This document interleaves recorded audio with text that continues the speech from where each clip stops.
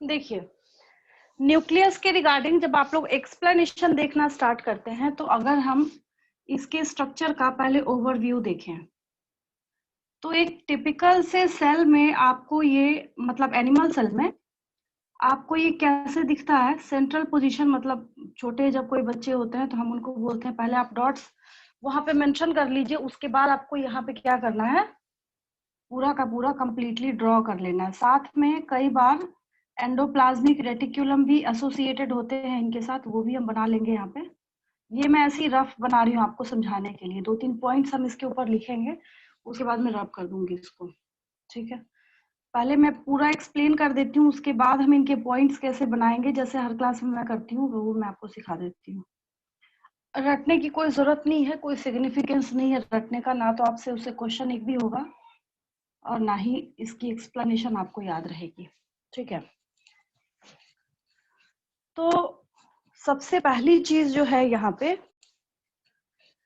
Nucleus को हमेशा हम लोग क्या बोलते हैं, चाहे तो आप इसको बोल लीजिए मॉनिटर ऑफ द सेल। क्या लिखा हमने यहाँ पे, मॉनिटर ऑफ द सेल, ठीक है, ऐसा भी लिख सकते हैं, या फिर आपकी मर्जी आप यहाँ पे मेंशन कर लीजिए और guide of the cell, guide of the cell भी बोल सकते हैं हम इसको, क्या बोल सकते हैं, गाइड ऑफ द सेल, ठीक है। एक और चीज जो आपने 9th क्लास में पढ़ा था वो क्या है, और हेड ऑफ द सेल, सब इसी के नाम है, हेड ऑफ द सेल, ये भी आप इसी को बोल सकते हैं। अब इसके रिगार्डिंग क्या है कि न्यूक्लियस के बारे में जब आप लोग पढ़ना और समझना स्टार्ट करते हैं तो रीजन ये है कि इसकी वजह से हम इसको क्या बोलते हैं, monitor of the cell, guide of the cell, जो भी चीजें हम इसके साथ कंसर्न कर रहे हैं उसका रीजन ये है कि सेल के अंदर जो भी मशीनरी चलेगी, जो भी मैकेनिज्म चलेगा, सबको गाइड करने का काम यही करता है। और सबसे ज्यादा इंपॉर्टेंस इसकी किस वजह से बढ़ जाती है, क्योंकि ये जेनेटिक मटेरियल को कंटेन करने का काम करता है। क्या कंटेन करता है, ये जेनेटिक मटेरियल कंटेन करता है, ठीक है। अब न्यूक्लियस के अंदर क्या है, आपने देखा होगा हमेशा पहले तो कुछ थ्रेड लाइक स्ट्रक्चर बने होते हैं, इसके बाद क्या होता है, थोड़ा सा मैं जूम कर देती हूँ, बाद में बैक कर दूंगी इसको, जो मैं समझाना चाह रही हूँ आपको, ठीक है। पहले आपने इस तरीके से थ्रेड लाइक स्ट्रक्चर देखा होगा, इसके बाद क्या देखा होगा, यहाँ पे एक ऐसे डार्क स्पॉट सा दिया होता है, और डार्क स्पॉट सा देने के बाद देन आपको क्या बताया जाता है, यहाँ पे बोला जाता है this segment is known as nucleolus. क्या बोला जाता है, न्यूक्लियोलस बोला जाता है इसको, ठीक है। अब बच्चों को न्यूक्लियोलस समझने में बार बार परेशानी होती है, उनको ये चीज समझ नहीं आती कि आखिर ये न्यूक्लियोलस है क्या, ठीक है। तो न्यूक्लियोलस के रिगार्डिंग आप एक चीज अपने दिमाग में रखिए कि जेनेटिक मटेरियल जिस साइट और सेगमेंट पे प्रेजेंट होता है, कहीं ना कहीं तो प्रेजेंट होगा ना, कहीं ना इसका साइट ऑफ अकरेंस होगा जहाँ पे ये पाया जाएगा, तो ये सेगमेंट क्या हो जाएगा आपका, न्यूक्लियोलस हो जाएगा। क्या हो जाएगा, न्यूक्लियोलस हो जाएगा, ठीक है। देन अब जो जो चीजें विजिबल है पहले हम वो लिख लेते हैं यहाँ पे। अब यहाँ पे मैंने अभी एक्सप्लेनेशन स्टार्ट नहीं करी है, एक्सप्लेनेशन आपको खुद से लिखना है, कैसे लिखेंगे हम मैं समझा रही हूँ आपको। अब यहाँ पे आपको एक फ्लूइड भी मिलेगा, और ये फ्लूइड कैसा होगा, जो कि बाहर के साइटोप्लाज्म से डिफरेंट होगा। अब डिफरेंट कैसे हो जाएगा, क्योंकि इसके चारों तरफ एक बाउंड्री है, ध्यान दीजिए आप यहाँ पे, चारों तरफ क्या है, ये बाउंड्री है जो न्यूक्लियर मेम्ब्रेन है। अब हम इसको यहाँ पे क्या लिख देंगे, ये हमारा हो गया न्यूक्लियर मेम्ब्रेन। इस डायग्राम को साथ के साथ ड्रॉ करेंगे क्योंकि मैं समझाते के साथ रब कर दूंगी, सारे पॉइंट्स आएंगे इसके बेसिस पे। यहाँ पे मैंने लिख दिया आपके लिए न्यूक्लियर मेम्ब्रेन, क्या लिख दिया मैंने, न्यूक्लियर मेम्ब्रेन, क्लियर है, ठीक है। अब इस न्यूक्लियर मेम्ब्रेन के बाद, इस न्यूक्लियर मेम्ब्रेन के बाद, ठीक है, अब आपको दूसरी एक और इंपॉर्टेंट चीज दिख रही होगी, वो क्या है कि यहाँ पे एक पोर प्रेजेंट है। पोर मतलब पैसेज है, गेटवे है, रास्ता है, जो समझिए, खाली स्पेस आपको जगह जगह पे दिख रहा है, ठीक है। अब इसका नाम भी क्या हो जाएगा, इसका नाम भी खुद हो जाएगा न्यूक्लियर पोर। क्या हो जाएगा, न्यूक्लियर पोर इसका नाम हो जाएगा, नेम्ड एज न्यूक्लियर पोर। ठीक है। जब ये न्यूक्लियर पोर हो गया तो अभी अभी मैंने इसके अंदर एक फ्लूइड बनाया है यहाँ पे, उस फ्लूइड का नाम हो जाएगा न्यूक्लियोप्लाज्म। क्या हो गया ये, न्यूक्लियोप्लाज्म हो गया। ठीक है। अब कई बार ऐसा होता है, जो कि ऑलरेडी पहले भी मैं आपको समझा चुकी हूँ, आपने इसके बाहर जो ये ड्रॉ कर रखा है, ये न्यूक्लियस एसोसिएटेड एंडोप्लाज्मिक रेटिक्यूलम है, ER लिख दिया मैंने शॉर्ट में। अब ये सारे के सारे हमारे पॉइंट्स बनेंगे, इस बात को आप अपने दिमाग में रखिएगा। ठीक है। अब अगर इस न्यूक्लियस के मेम्ब्रेन को ध्यान से नोटिस कीजिए, जब आप बहुत ध्यान से नोटिस करना स्टार्ट करेंगे तो आपको पता चलेगा कि न्यूक्लियर मेम्ब्रेन के पास भी दो सेगमेंट्स हैं। इसके पास भी क्या है, 2 सेगमेंट्स हैं। एक है आउटर न्यूक्लियर मेम्ब्रेन और एक है इनर न्यूक्लियर मेम्ब्रेन। एक क्या है आपका आउटर न्यूक्लियर, आपको समझाने के लिए लिख रही हूं तो मैंने यहाँ पे लिख दिया, आप बाहर लिखेंगे आउटर न्यूक्लियर मेम्ब्रेन, आप इसके अंदर नहीं लिखेंगे, बाहर लिखेंगे। आउटर न्यूक्लियर मेम्ब्रेन हो गया ये बाहर वाला। ठीक है। और दूसरा क्या आएगा यहाँ पे हमारे पास, दूसरा आएगा ये नीचे वाला जो पोर्शन है, यहां से मैं ये निकाल रही हूं, नीचे वाला जो है उसको हम बोलेंगे इनर न्यूक्लियर मेम्ब्रेन। ये क्या है आपका इनर न्यूक्लियर मेम्ब्रेन है। अब बच्चों को सबसे ज्यादा समझने में क्या दिक्कत आती है कि आप जब ध्यान से नोटिस करना स्टार्ट करेंगे तो इस आउटर न्यूक्लियर मेम्ब्रेन और इस इनर न्यूक्लियर मेम्ब्रेन के बीच में एक स्पेस है, that space is known as, मतलब ये अगर स्पेस है यहाँ पे, ये पूरा ये ब्लूइश कलर से जो मैंने मार्क कर दिया यहाँ पे, ये जो स्पेस है that space is known as peri nuclear space. क्या हो गया ये, पेरी न्यूक्लियर स्पेस। ठीक है। और न्यूक्लियोलस के इस पोजीशन के अंदर यहाँ पे जो थ्रेड लाइक स्ट्रक्चर्स हैं दैट आर क्रोमोसोम्स। क्या होगा ये, क्रोमोसोम्स हो गए। ठीक है। इसको फटाफट 2 मिनट के अंदर रफ में ड्रॉ कीजिए, इसको मैं रब करने जा रही हूँ। ठीक है। सबके ऊपर एक एक पॉइंट आएगा, जितने भी आपने अभी तक यहाँ पे पॉइंट्स देख रखे हैं, जो भी सेगमेंट आपने देख रखा है, सबके रिगार्डिंग एक एक पॉइंट आएगा। तो इसको फटाफट 2 मिनट में ऐसे रफ में आप अपनी कॉपी में ड्रॉ कीजिए। इसके बाद मैं आगे मूव कर रही हूँ, उसके बाद पॉइंट्स लिखना स्टार्ट करूंगी इसके, कि आपको पॉइंट्स यहाँ पे कैसे लिखना है और कैसे मेंशन करना है।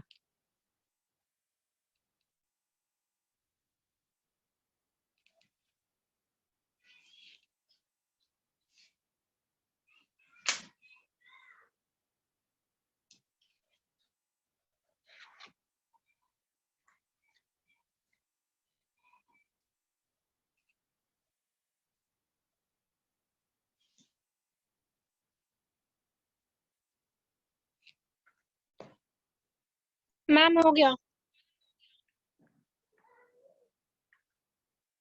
अब इसके बाद इसको रब करके मैं एक्सप्लेनेशन लिखने जा रही हूँ। ठीक है। इसके एक्सप्लेनेशन में अगर आपको दिक्कत नहीं है, समझने में प्रॉब्लम नहीं है, तो मुझे नहीं लगता कि किसी बच्चे को कभी इसको लिखने में कोई दिक्कत आ सकती है।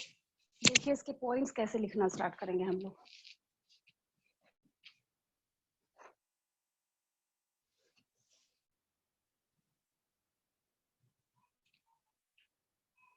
इसके पॉइंट्स इस तरीके से लिखेंगे हम लोग। इसको मैंने रब कर दिया।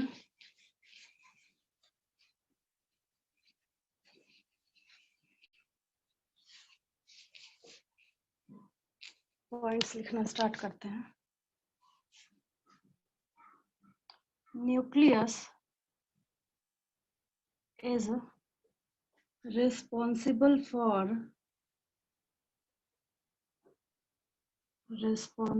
for maintenance of nucleus is responsible for maintenance of various metabolic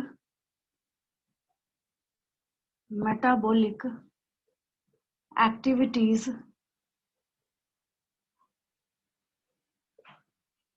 of the cell. ठीक है, ये कोई बहुत हार्ड एंड फास्ट रूल नहीं है, ये हर बच्चे को पता होता है। देन अब यहाँ पे स्पेशली हम क्या करेंगे, कौन सा पॉइंट देंगे, अब न्यूक्लियस को बारी बारी से हम लोग यहाँ पे एक्सप्लेन करना स्टार्ट कर रहे हैं। ठीक है, तो न्यूक्लियस जो है सबसे ज्यादा इंपॉर्टेंस इसकी किस वजह से है, nucleus contains genetic material, nucleus contains genetic material that is DNA। ये क्या करता है, डीएनए को कंटेन करने का काम करता है। ठीक है, और डीएनए और क्रोमोसोम में जमीन आसमान का फर्क होता है, दोनों में खिचड़ी नहीं बनाएंगे। मैं आपको बायोमोलिक्यूल्स चैप्टर कराने वाली हूँ, तो अगर मैंने आपको डीएनए लिखा है तो डीएनए का मतलब डीएनए ही समझेंगे, इससे ज्यादा कुछ नहीं। जमीन आसमान का फर्क होता है, मैं समझाऊंगी आपको। ठीक है, देन यहाँ पे क्या है, लिखेंगे हम न्यूक्लियर मेम्ब्रेन। क्या लिखा हमने, न्यूक्लियर मेम्ब्रेन। अब न्यूक्लियर मेम्ब्रेन हमारा क्या हो गया, द आउटर मेम्ब्रेन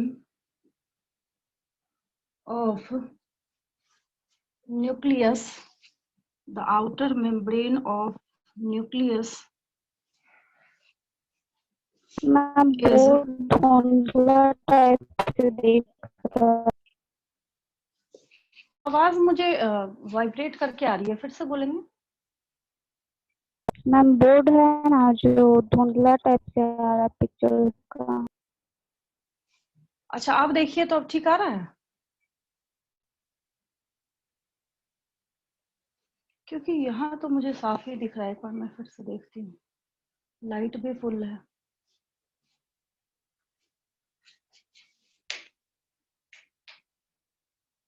इसे तो खैर शाइन करेगा वहां पे। हटने के बाद अब नजर आ रहा है, देखिए ध्यान से। कई बार ऐसा होता है कि वहां जाने पे, हाँ तो दिख रहा है आपको, तो नोट कर लीजिए इतना। ऐसे मैं हट जाया करूंगी, वो होता है ना कि कैप्चर करता है फोकस, कभी ब्लैक बोर्ड को लेता है, कभी उस तरीके से, तो थोड़ी बहुत प्रॉब्लम आएगी बीच में। वो मैं हट जाऊंगी पूरा नोट करने के बाद, तो ऑटोमेटिकली विजिबल हो जाएगा आपके लिए। ठीक है, उसके लिए दिक्कत नहीं है। साथ के साथ मैं डिक्टेट भी कर रही हूँ, थोड़ा सा उसको भी सुना कीजिए। ठीक है, न्यूक्लियर मेम्ब्रेन में मैंने लिखा है यहाँ पे, the outer membrane of nucleus is termed as, साथ के साथ बोल रही हूँ, साथ के साथ डिक्टेट भी कर रही हूँ, उसको भी सुन लिया कीजिए। The outer membrane of nucleus is termed as nuclear membrane. अब यही जो न्यूक्लियर मेम्ब्रेन है, ये क्या है, हमारा न्यूक्लियर मेम्ब्रेन है। अब इसके दो पार्ट्स हैं, पहला है यहाँ पे आउटर मेम्ब्रेन, और दूसरा है हमारा यहाँ पे इनर मेम्ब्रेन। दूसरा क्या है, इनर मेम्ब्रेन है। मैंने एक सिंपल सी बात लिखी है जो आपने ऑलरेडी देख रखा है, कि आउटर मेम्ब्रेन ओवरऑल जब हम बात करें तो न्यूक्लियस का जो आउटर मेम्ब्रेन है उसको हमने क्या नाम दिया है यहाँ पे, न्यूक्लियर मेम्ब्रेन। ठीक है, और देन वही न्यूक्लियर मेम्ब्रेन जो था वो टू पार्ट्स में डिवाइडेड है, आउटर मेम्ब्रेन है और एक इनर मेम्ब्रेन है। अब ध्यान से समझना है कि हम इसमें पॉइंट क्या लिखेंगे। आउटर मेम्ब्रेन जो था न्यूक्लियस का, जब आप आउटर मेम्ब्रेन देखना स्टार्ट कर रहे थे, मतलब ये सेल है और ओवरऑल मैंने यहाँ पे न्यूक्लियस बना दिया है, और वगैरह नहीं अभी यहाँ पे डिसाइड कर रही। तो यहाँ पे एक चीज तो क्लियर है ना, कि आउटर मेम्ब्रेन जो है ये टुवर्ड्स द साइटोप्लाज्म है, और इनर मेम्ब्रेन जो है ये टुवर्ड्स द, मतलब इनर साइड पे है और टुवर्ड्स द न्यूक्लियोप्लाज्म है। तो इस पॉइंट को अब मैं यहाँ पे लिखने जा रही हूँ, मेंशन करने जा रही हूँ। आउटर मेम्ब्रेन जो है ये क्या है हमारा यहाँ पे, towards the cytoplasm.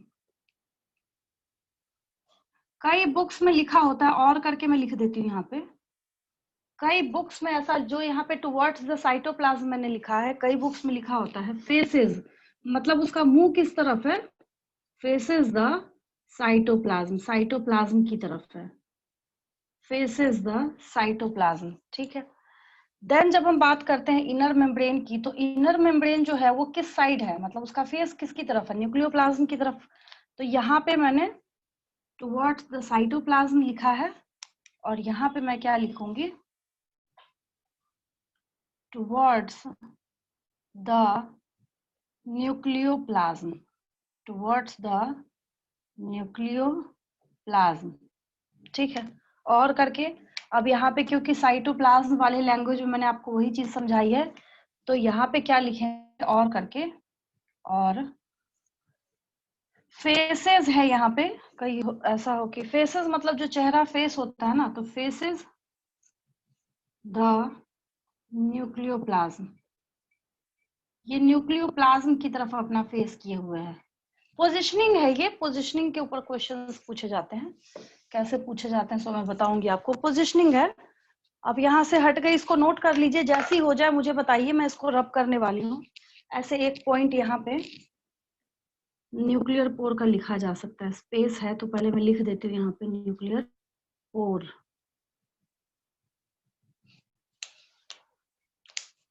Nuclear pore में हम लिखेंगे देयर आर सम पैसेज और gateway like openings, gateway like openings are present in nuclear membrane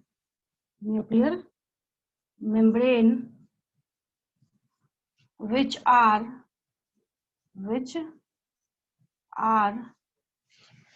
termed as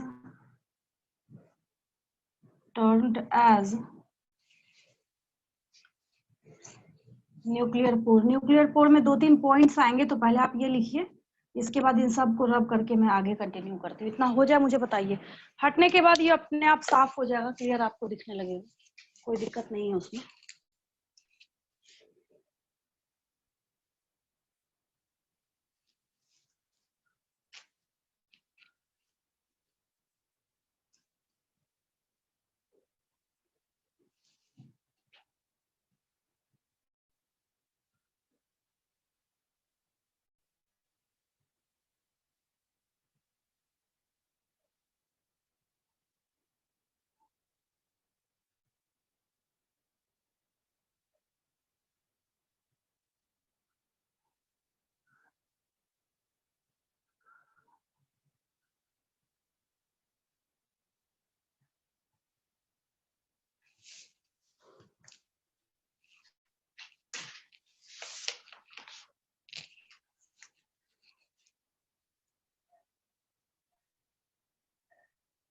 जैसी हो जाए थोड़ी। हाँ, सारे बच्चों ने लिख लिया, किसी को कोई दिक्कत पूछ लीजिए। अब इसके आगे कंटिन्यू कर रही हूँ।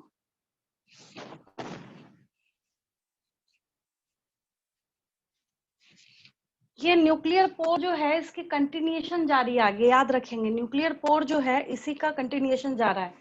आप लोग जब अभी बैठे हैं तो आपके साथ में क्वेश्चन आंसर वाली भी कॉपी होगी, है ना, अभी अवेलेबल पास में?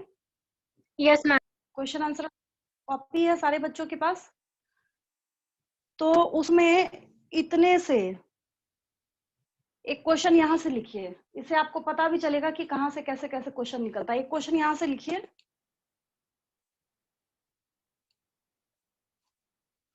why are nucleus referred as monitor of the cell? पहले पॉइंट से क्वेश्चन लिखिए, why are nucleus referred as monitor of the cell? Dictate कर रही हूं मैं, why are nucleus referred as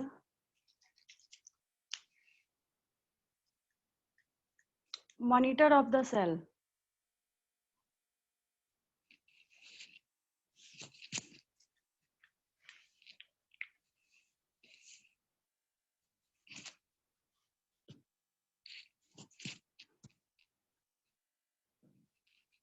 nucleus को हम लोग मॉनिटर ऑफ द सेल क्यों बोलते हैं? आंसर जानते हैं क्या होगा? आंसर ये होगा, because nucleus is responsible for maintenance of various metabolic activities of the cell. इसका ये बेनिफिट है। साथ के साथ क्वेश्चन लिखने का सबसे बड़ा प्लस पॉइंट ये है कि आंसर आपके साथ में दिख रहा है। अभी नोट नहीं करना आपको, क्वेश्चन आंसर वाली कॉपी में अलग से एक मैंने आपको क्वेश्चन लिखवाया है कि न्यूक्लियस को मॉनिटर ऑफ द सेल क्यों बोलते हैं। मैं ऐसा भी लिखवा सकती थी, न्यूक्लियस को गाइड ऑफ द सेल क्यों बोलते हैं, या फिर हेड ऑफ द सेल क्यों बोलते हैं, क्योंकि यही क्या करता है, सारी एक्टिविटीज को मेंटेन करने का, गाइड करने का काम करता है। कैसे? ठीक उसी तरह से जैसे कोई व्हीकल हो, कोई बस हो, ट्रेन हो, कोई भी चीज हो, उसको ड्राइव करने का काम कौन कर रहा होता है? उसका ड्राइवर कर रहा होता है। उसके बिना आप नहीं सोच सकते कि आप कहीं जा सकते हैं। आप ट्रेन से कहीं जा रहे हैं, बीच में से उसका ड्राइवर ही उठ के भाग जाते हैं, आपको थोड़ी पता है कैसे चलता है, वो नहीं पता। एग्जैक्टली उसी तरीके से यहाँ पे सारी चीजों को गाइड करने का काम कौन करता है? कैसे चलना है, कहाँ पे चलना है, किस तरीके से चलना है, ये मैं समझाऊंगी क्यों बोला जा रहा है इस रिगार्डिंग। ठीक है, तो आंसर में आपके ये लाइन आएगा, इसको आप लिखेंगे यहाँ पे, बस एक एक वर्ड का ही क्वेश्चन दे रही हूँ आपको। और देन आप लिखेंगे एक क्वेश्चन, दूसरा क्वेश्चन लिखिए, what is the significance of, second question, assignment question का दूसरा question, what is the significance of, what is the significance of presence of nuclear pore, what is the significance of presence of nuclear pore, presence of nuclear pore in nuclear membrane और nucleus, जो भी लिखना है आपको, in nuclear membrane और nucleus। इसका answer अब मैं समझाने भी जा रही हूँ और लिखने भी जा रही हूँ। ठीक है, इस क्वेश्चन का आंसर अब मैं आपको समझाने जा रही हूँ कि क्या सिग्निफिकेंस है, जो उसके पास क्या प्रेजेंट है, न्यूक्लियर पोर प्रेजेंट है। ठीक है, तो इस क्वेश्चन का आप आंसर भी समझ सकते हैं और एक्सप्लेनेशन भी समझ सकते हैं। इसका एक बहुत बड़ा प्लस पॉइंट है।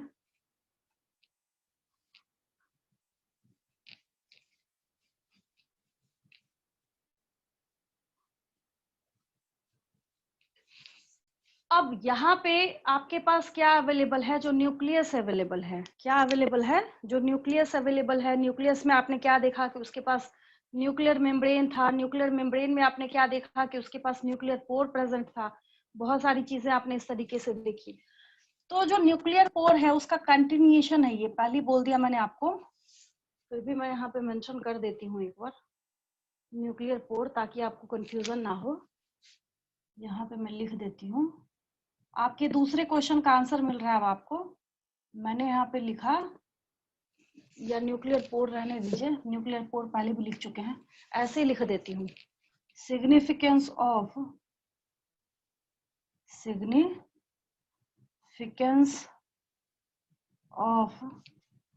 Nuclear pore. सीधा इसका फायदा ही लिख लीजिए, सिग्निफिकेंस ऑफ न्यूक्लियर पोर, कि उसका सिग्निफिकेंस क्या है, उसका बेनिफिट क्या है। ठीक है, तो उसका सिग्निफिकेंस जब हम लोग लिखना स्टार्ट करते हैं तो वो ऐसे लिखा जाता है,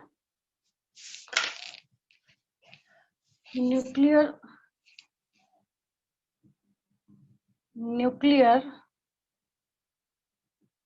pores are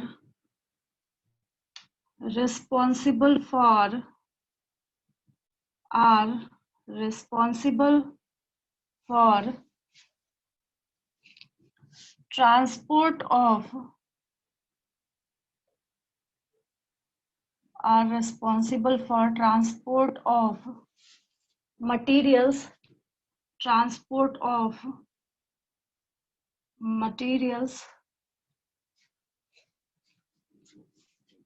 from outside to inside and from inside to outside,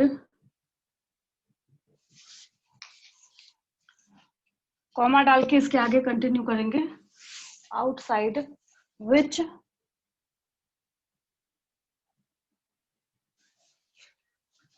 which is very important, which is very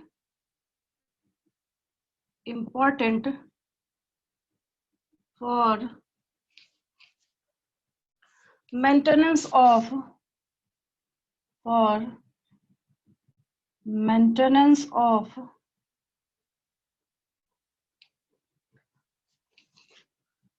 various metabolic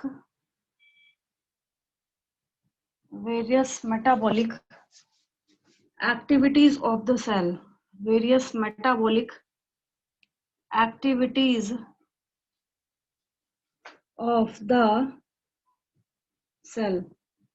Hindi में अगर मैं इसको समझाऊं तो मैंने आपको एक सिंपल सी बात समझाई है, जहां पे मैंने ये पॉइंट लिखा है आपके लिए कि जो न्यूक्लियर मेम्ब्रेन प्रेजेंट, मतलब सॉरी, जो न्यूक्लियर पोर प्रेजेंट होता है, ये बीच बीच में आपके पास जो स्पेस है, ये क्या करता है, मटेरियल्स को इनसाइड टू आउटसाइड और आउटसाइड टू इनसाइड, या इसकी बजाय ये भी लिख सकते हैं आप, फ्रॉम साइटोप्लाज्म टू न्यूक्लियोप्लाज्म और फ्रॉम न्यूक्लियोप्लाज्म टू साइटोप्लाज्म, ऐसे भी लिख सकते हैं आप इसको। बात तो बराबर है, इनसाइड आउटसाइड, इसके इनसाइड में क्या है, न्यूक्लियोप्लाज्म, इसके आउटसाइड में क्या है, साइटोप्लाज्म। ठीक है, तो तभी आप यहाँ पे मेंशन कर सकते हैं।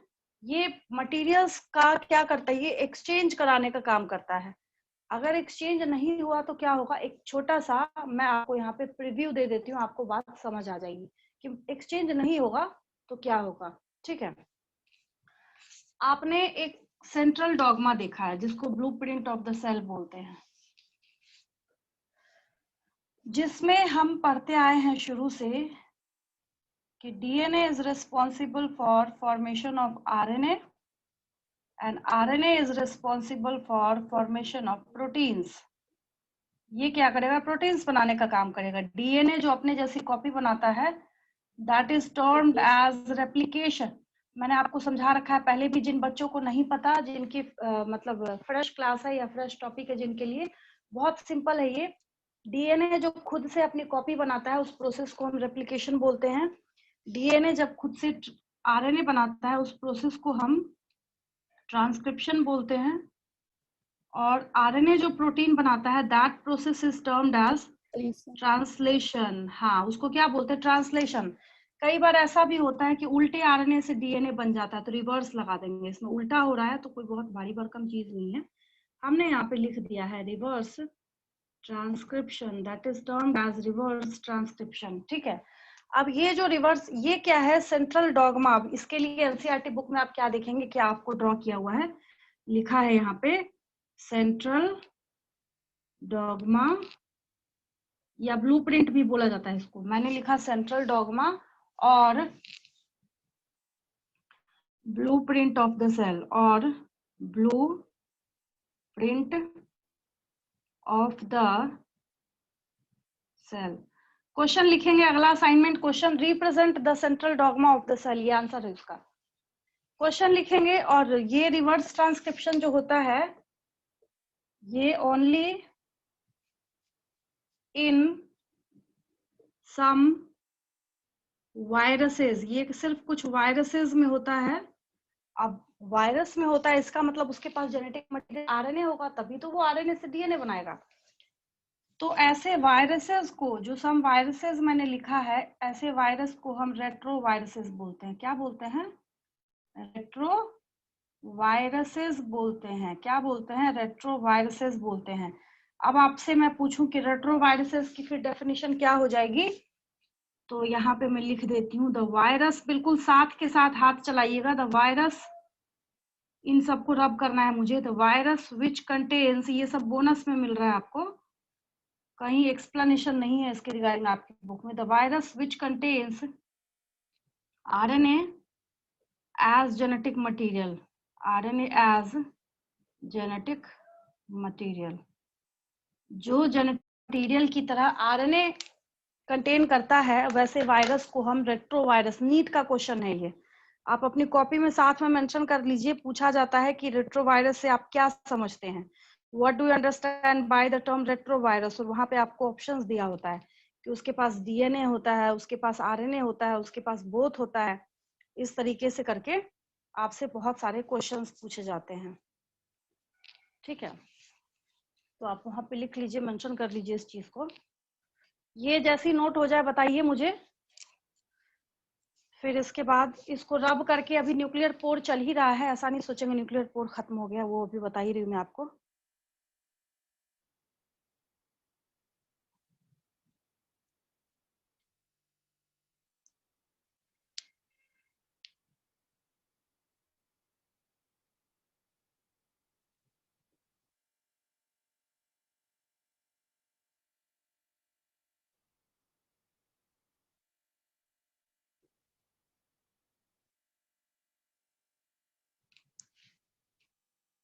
इतने पोर्शन को बॉक्स बना के कहीं पे साइड में कर लीजिए, लिख भी सकते हैं इसके नीचे, कोई दिक्कत नहीं है।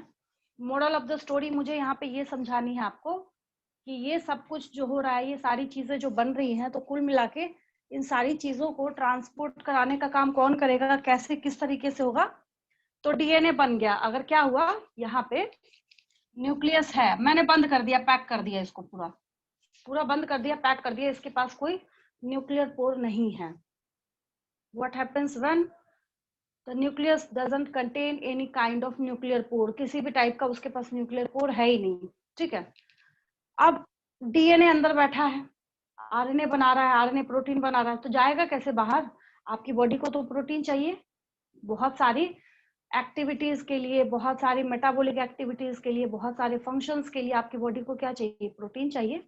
आपकी एक छोटी सी उंगली भी कट जाती है, तो अगर आप अपनी बॉडी को प्रॉपर अमाउंट में जो ऑप्टिमम रिक्वायर्ड प्रोटीन होता है वो नहीं देंगे, तो फिर क्या होगा? वहां पे हीलिंग नहीं होगी, रिपेयरिंग नहीं होगा, डेवलपमेंट नहीं होगा, बहुत सारी एक्टिविटीज नहीं होगा। इवन कि बहुत सारे ऐसे अमीनो एसिड्स होते हैं, amino acids are building block of protein. बहुत सारे अमीनो एसिड ऐसे होते हैं जो अगर आपकी बॉडी से गायब कर दिया जाए तो आपके सोचने समझने की शक्ति और क्षमता खत्म हो जाएगी वहां पे। तो इतनी ज्यादा इंपॉर्टेंस है इसकी। तो ये मैंने आपको एक तरीके से समझाया है। अब इतना इलेबोरेट करके तो आपका किताब लिख नहीं सकता वहां पे, क्योंकि ये सारी चीजें थोड़ा 12th से भी कंसर्न करती हैं, ठीक है।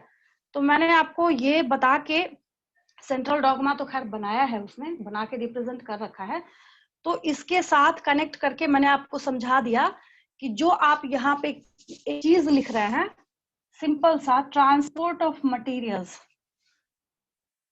From outside to inside and from inside to outside, इसका क्या मतलब है, ठीक है। उसके अंदर बहुत सारी चीजें छिपी है कि डीएनए जो प्रोसेसिंग करके आरएनए बना रहा है, प्रोटीन बना रहा है, वो सारी चीजें हो रही है जहां जहां पे रिक्वायरमेंट होगी। बहुत सारे आपके बॉडी के ईच एंड एवरी सेल को तरह तरह का अमीनो एसिड चाहिए होता है, वो कैसे मिलेगा? तब मिलेगा ना जब न्यूक्लियर पोर प्रेजेंट होगा। तो ये बहुत बड़ा सिग्निफिकेंस किसका है? न्यूक्लियर पोर का है, ठीक है। कि जो मटेरियल्स, हाँ, अब दूसरी चीज एक और है, आप और इलेबोरेशन में लिखना और समझना स्टार्ट कर दीजिए, आपकी मर्जी है। एक चीज और लिखी होती है कि जो चीजें यहाँ पे बन रही हैं, जैसे डीएनए के जब बेसिक कंपोनेंट की हम बात करते हैं, तो डीएनए के पास नाइट्रोजनस बेस भी होता है, शुगर भी होता है, फॉस्फेट भी होता है, ठीक है। आप अपनी बॉडी को फास्फोरस देना बंद कर दीजिए, तो कहाँ से, मतलब समझ रहे हैं? मैंने आपको बोला, आपने एक नया मकान लिया, किचन है आपके पास, बट आपके पास कोई राशन का सामान नहीं है। मैं बोलती हूँ कि आप ऐसा कीजिए कि आज खाना घर में ही बना लीजिए। आप बोलेंगे हम बनाएंगे कैसे, हमारे पास तो रॉ मटेरियल है ही नहीं। चाहिए कुछ बनाने के लिए, वैसा तो नहीं कि खाली आपने किचन ले लिया तो सामान बन जाएगा या कोई रेसिपी बन जाएगी, आपसे नहीं बनेगा। तो एग्जैक्टली उसी तरीके से इसके अंदर भी जो सारी प्रोसेसिंग हो रही है, उसको भी तो रॉ मटेरियल्स चाहिए। वो रॉ मटेरियल्स कहाँ से आएगा? तो ये बहुत सिंपल और छोटी सी लाइन लगती है देखने में, कि मैंने बोल दिया from outside to inside, from inside to outside, जितना आपके 11th क्लास के स्टैंडर्ड तक लिखा है वहां तक की बात अगर हम करें। बट उसके अंदर ये सारी स्टोरी हिडन है और छुपी हुई है ऑलरेडी, जो मैंने आपको अभी अभी एक्सप्लेन किया है कि यहाँ पे क्या है और इस कंडीशन में क्या है, कि मटेरियल्स का जो एक्सचेंज हो रहा है उसमें बहुत ब्रॉड, ये तो बहुत कम है, बहुत सारी चीजें हैं। फैट का मेटाबॉलिज्म है, लिपिड का, मतलब लिपिड और फैट का मेटाबॉलिज्म है, कार्बोहाइड्रेट मेटाबॉलिज्म है। ये तो आपको मैंने न्यूक्लिक एसिड्स वाला समझाया है, ठीक है। तो ये सारी चीजें कंसर्न है इसके साथ। ये मेरे ख्याल से इतना नोट हो गया होगा, जब तक मैं बोल रही थी तब तक तो आप लोगों ने इतना कर लिया होगा नोट और कॉपी। और इसमें आप ये भी याद रखेंगे हाँ, एक क्वेश्चन असाइनमेंट क्वेश्चन अगला लिख लीजिए। What do you understand bye retroviruses? What do you understand bye retroviruses? Retroviruses हम किसको बोलते हैं?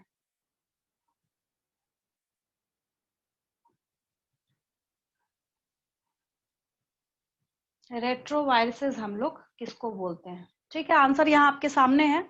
The virus which contains RNA as genetic material. Answer यहाँ आपके सामने है।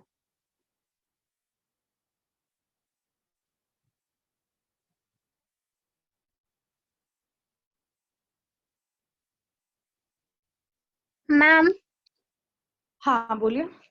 मैम एक क्वेश्चन था, जो ट्रांसक्रिप्शन सिर्फ रिवर्स हो सकता है, कभी ट्रांसलोकेशन रिवर्स नहीं होता है ना? ट्रांसलेशन है ये, नहीं ट्रांसलेशन कभी रिवर्स नहीं होता। इसका रीजन है, रिवर्स ट्रांसक्रिप्शन का रीजन है। एक फोटो में कोशिश करती हूँ खोजने की, अगर मिलता है तो मैं दिखाती हूँ आपको। वो देखेंगे उसके बाद आप क्वेश्चन ही नहीं पूछेंगे मेरे से। वो बहुत आसान और सिंप्लीफाइड वे में समझाया हुआ है। एड्स का केस सुना है आपने? हर बच्चे ने एड्स सुना होगा, ठीक है। इसमें होता क्या है कि आपकी बॉडी में ऐसा वायरस जाता है जिसके पास जेनेटिक मटेरियल आरएनए होता है, यानी कि वहां पे क्या जाता है,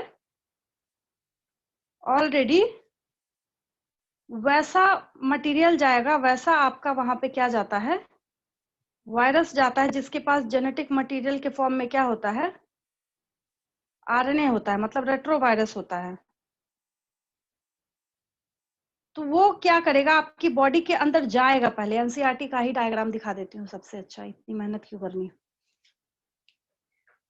आप इसको समझेंगे ध्यान से, मैं आपको एक डायग्राम दिखा रही हूँ, इसको ध्यान से समझेंगे। अगर किसी बच्चे को समझ नहीं आएगा तो पूछ लीजिएगा। अब देखिए, आपके पास एक डायग्राम है। यहाँ पे आपके पास क्या है, यहाँ पे एक डायग्राम है, ठीक है। हर बच्चे को दिख रहा है, विजिबल है आपके लिए। अब इस डायग्राम के अंदर क्या है, ये देखिए, यहाँ पे वायरल आरएनए लिखा है और यहाँ पे देखिए रेट्रोवायरस लिखा है। ऊपर में क्या लिखा है, रेट्रोवायरस लिखा है। क्या लिखा हुआ है इसमें, रेट्रोवायरस लिखा है। ये वायरस जो है, देखिए एनिमल सेल के लिए ये पूरा ग्रीनिश बाउंड्री जो है, मोटा मोटी समझा रही हूँ मैं आपको, डिटेल में अगली क्लास में हम डिस्कस करेंगे इसके बारे में, बट इससे बहुत अच्छे से समझ आता है। मुझे नहीं लगता कि किसी बच्चे को इस डायग्राम के बाद कोई दिक्कत हो, ठीक है। अब यही जो है, देखिए इस बाउंड्री को क्रॉस करके एनिमल सेल के अंदर चला गया, और एनिमल सेल के अंदर जाने के बाद ये क्या है, ये वाला जो हम बात कर रहे हैं यहाँ पे, इसको जूम कर दिया मैंने यहाँ पे। ये देखिए वायरल आरएनए साफ साफ लिखा है, यहाँ पे साफ साफ लिखा हुआ है, viral RNA is introduced into the cell, लिखा है। ये क्या हो गया, सेल के अंदर इसको इंट्रोड्यूस कराया गया। इंट्रोड्यूस जैसी मतलब ये खुद ही हो गया है। और ये वायरल डीएनए क्या करता है, प्रोड्यूस्ड बाय रिवर्स ट्रांसक्रिप्टेज, जो रिवर्स ट्रांसक्रिप्शन कराता है, उस एंजाइम का नाम भी क्या हो जाएगा, रिवर्स ट्रांसक्रिप्टेज। अब देखिए, ये सीधा जाके धावा बोलेगा कहाँ पे, आपका जो जब इसने डीएनए बना लिया तो डीएनए की आगे की पूरी मशीनरी जानता ही है। फिर इसको, यानी कि ह्यूमन बॉडी को क्या बोला जाता है, एचआईवी फैक्ट्री बोला जाने लगता है खुद ही इसको। इतना आपको दिख रहा है, ये वाला डायग्राम आपको दिख रहा है इतना, ठीक है। तो ये है आपका, जिसके थ्रू क्या हो रहा है, यहाँ पे मटेरियल्स का एक्सचेंज हो रहा है। तो इस डायग्राम से क्लियर होगा आपको। और डीएनए जो है, ये तो खैर एचओडी है। डीएनए जो है ये क्या है, अपने आप में एचओडी है, हेड ऑफ द डिपार्टमेंट है। डीएनए जो है यहाँ पे, ये अपनी पूरी प्रोसेसिंग जानता है कि कैसे आरएनए बनाना है, कैसे प्रोटीन बनाना है, क्या करना है, नहीं करना है, सब जानता है ये ऑलरेडी।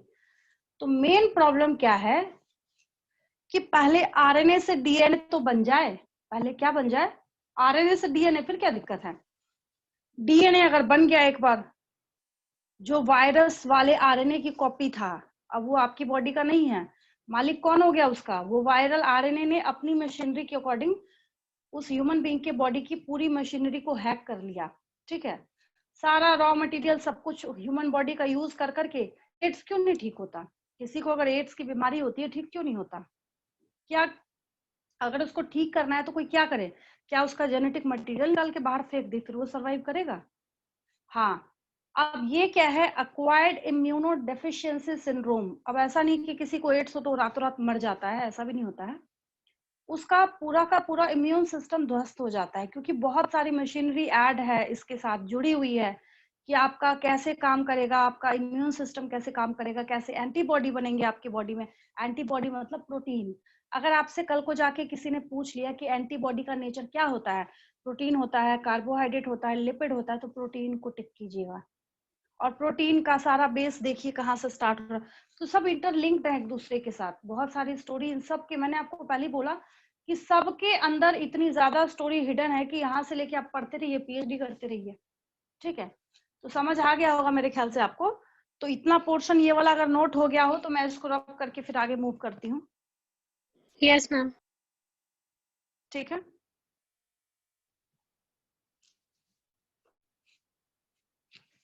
अब देखिए बात किसकी कर रहे थे? न्यूक्लियर पोर की बात कर रहे थे। तो इसका सिग्निफिकेंस आपको समझ आ गया होगा कि कैसे ये, अब इसके अंदर भी बहुत सारी चीजें छिपी हैं जो मैंने आपको अभी एक्सप्लेन कर दिया है। देन कितना क्वेश्चन हुआ असाइनमेंट वाला अभी तक? 10 हो जाए तो ऐसे पूरा टॉपिक होते होते अपने आप 10 हो जाता है। हाँ 4 हुआ अपने आप, वो 10 हो जाता है। ठीक है, देन यहाँ पे है अगला जो एक टॉपिक है जो अपने आप में क्वेश्चन है, that is peri nuclear, that is peri nuclear space. अब मैं क्या लिखने जा रही हूँ? Peri nuclear space. ठीक है, अब हो सकता है कि वहां पे किसी बच्चे को समझ नहीं आया होगा, तो फिर से मैं इसकी डिटेलिंग कर दे रही हूँ। बहुत अच्छे से और ध्यान से समझिए, क्योंकि बार बार बच्चों को इसी में कंफ्यूजन होती है। मैं पूरे न्यूक्लियस का नहीं बना रही, ऐसे ऐसे ऐसे पूरा सर्कल में तो ये है ही है, ये आप लोगों को ऑलरेडी पता है, मैंने सिर्फ इतना बनाया है। अब इसमें क्या है? बाहर वाला आउटर न्यूक्लियर मेम्ब्रेन है। बाहर वाला क्या है? आउटर न्यूक्लियर मेम्ब्रेन है। अंदर वाला क्या है? इनर न्यूक्लियर मेम्ब्रेन है। अंदर वाला क्या है? इनर न्यूक्लियर मेम्ब्रेन है। तो दोनों के बीच में ये स्पेस तो है कि नहीं है? ये ना, ये पेरिनियल स्पेस। तो बिना कटे आपसे प्लीज को क्या समझ सकते हैं? The space between the outer nuclear membrane and the inner nuclear membrane is termed as perinuclear space। समझ आई बात? कई बुक्स में ऐसा भी लिखा होता है, उन्होंने ये भी मेंशन किया होता है कि इस स्पेस को माना जाता है कि ये बाउंड्री लाइन है साइटोप्लाज्म और न्यूक्लियोप्लाज्म के बीच में। सो भी सही है, क्योंकि बाहर क्या है? इसके साइटोप्लाज्म है, इसके बाहर क्या है? साइटोप्लाज्म है, ऑब्वियस है। और इसके अंदर क्या है? न्यूक्लियोप्लाज्म है। अंदर क्या है इसके? न्यूक्लियोप्लाज्म। ठीक उसी तरीके से जैसे आप चेंज करते हैं तो बोलते हैं राम आम खाता है, या फिर आम राम के द्वारा खाया जाता है। बात तो एक ही है ना, चीजें तो सेम ही है। ठीक है, तो एग्जैक्टली उसी तरीके से चाहे तो आप ऐसा बोलिए कि ये स्पेस जो है ये प्रेजेंट है आउटर मेम्ब्रेन और इनर न्यूक्लियर मेम्ब्रेन के बीच में। आप ऐसा भी बोल सकते हैं कि this space, this perinuclear space is referred as the boundary line between cytoplasm and nucleoplasm. क्या इसमें दिक्कत है? कोई दिक्कत नहीं है, रटना नहीं है आपको। तो जो मैंने आपको अभी भी, किसी बच्चे को अगर समझने के लिए इतना लिखना हो या इतना ड्रॉ करना हो तो कर सकता है। इसको रब करने जा रही हूँ मैं। कई बार होता है कि आप किसी चीज को जो दिमाग करके लिखते हैं वो उसकी बराबरी नोट्स नहीं कर सकता। तो कोई बच्चा अगर चाहे कि समझने के लिए मैं इतना नोट करूं तो आप कर सकते हैं। रब करने जा रही हूँ मैं इसको, और पेरी न्यूक्लियर स्पेस की डेफिनेशन लिखने जा रही हूँ।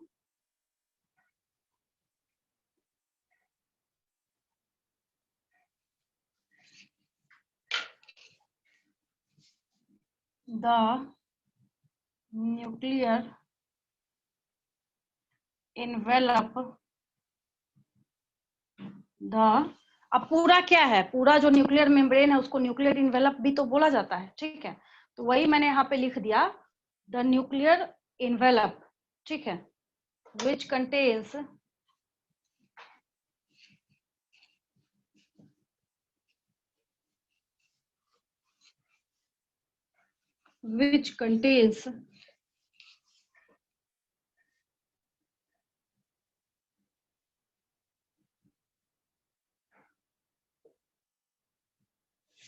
अब ये क्या करेगा, कैसे स्पेस को वहां पे कैरी कर रहा है, which contains two parallel membranes। अब जो आप बना रहे हैं ये अंदर वाला इसके पैरेलल है, गोल्जी ऑपरेटर्स में भी ये कॉन्सेप्ट आएगा निकल के, ये वाला इसके पैरेलल है। तो ये मेम्ब्रेन्स या न्यूक्लियर इन्वेलप जो है ये क्या कर रहा है, टू पैरेलल मेम्ब्रेन्स है, इसमें मत घबराइएगा, टू पैरेलल मेम्ब्रेन्स है, रटना नहीं है, एक ये है और दूसरा ये है। इसके पास क्या है, टू पैरेलल मेम्ब्रेन्स प्रेजेंट है, तो इसको शॉर्ट में ऐसे लिखा जाता है, two parallel membranes with space is termed as perinuclear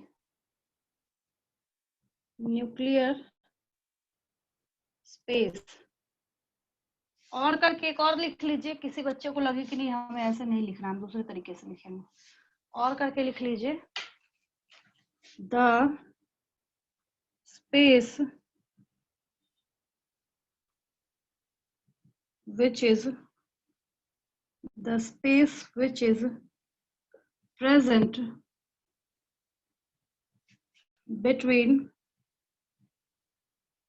outer nuclear membrane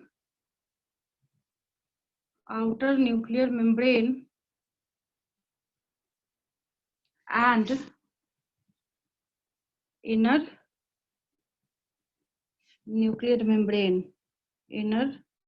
nuclear membrane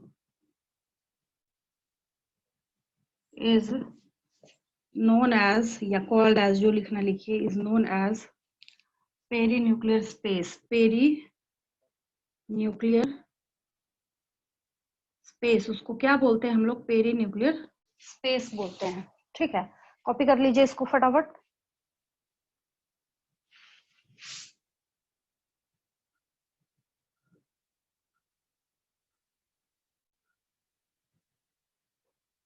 हो गया मैम। अब जो ये स्पेस, हाँ ये जो स्पेस है जो मैंने आपको बताया अभी कि ये है, तो ये स्पेस कितना हो सकता है, 10 to 50 नैनोमीटर, 10 से 50 नैनोमीटर का ये हो सकता है।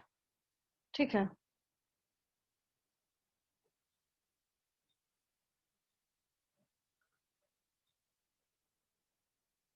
पेरीन्यूक्लियर स्पेस का क्वेश्चन लिखवाया मैंने आपको? No ma'am. लिखिए, हाँ अगला क्वेश्चन लिखिए, explain perinuclear space. Explain perinuclear space, ये यहाँ से यहाँ तक का पूरा नोट आ जाएगा। ठीक है, आंसर साथ के साथ चल रहा है तो आपको और अच्छा लग रहा होगा क्वेश्चन लिखने में। ठीक है, अब एक और तीसरा लैंग्वेज, अब कोई बच्चा सोचे नहीं हम थोड़ा सा और इससे भी अलग लिखना चाहते हैं, और करके एक और लिख देती हूँ मैं, सब लिख लीजिएगा आप लोग, ये तो खैर अलग ही हो गया, ये तो डेटा है, ये तो डायरेक्ट क्वेश्चन है, ये नीट का क्वेश्चन है, जो बच्चों को आउट ऑफ सिलेबस दिखता है ना क्वेश्चन है, ये लिख दिया मैंने यहाँ पे, मार्क कर दिया है, नीट का क्वेश्चन है ये।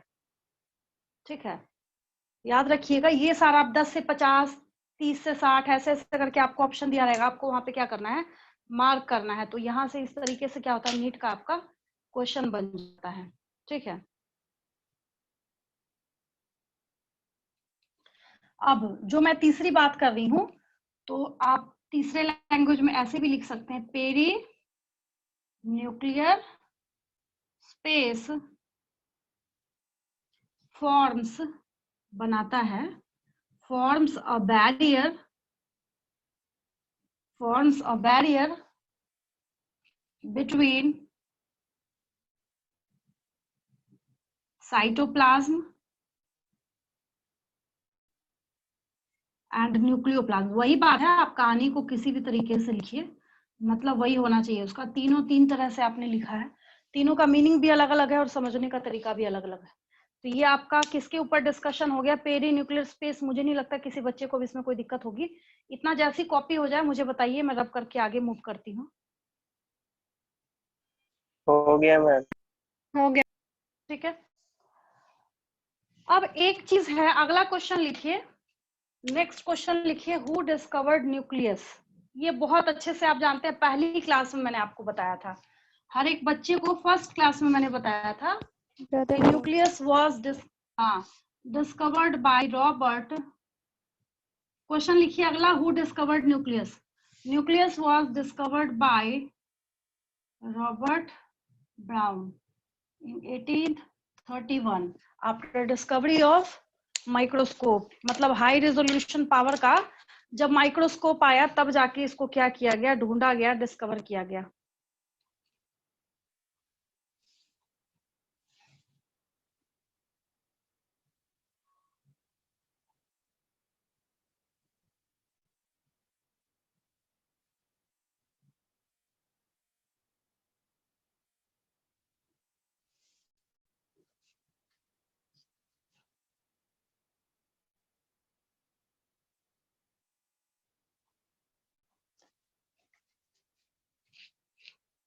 रब कर दूं सारा? लिख लिया सारे बच्चे ने?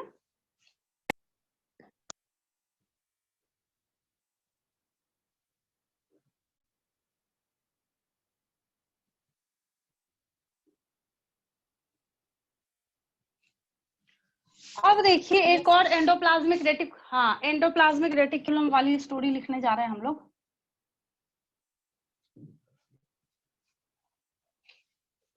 कि कैसे उसके साथ एसोसिएशन में एंडोप्लाज्मिक रेटिकुलम क्या है, प्रेजेंट होता है। किसके साथ?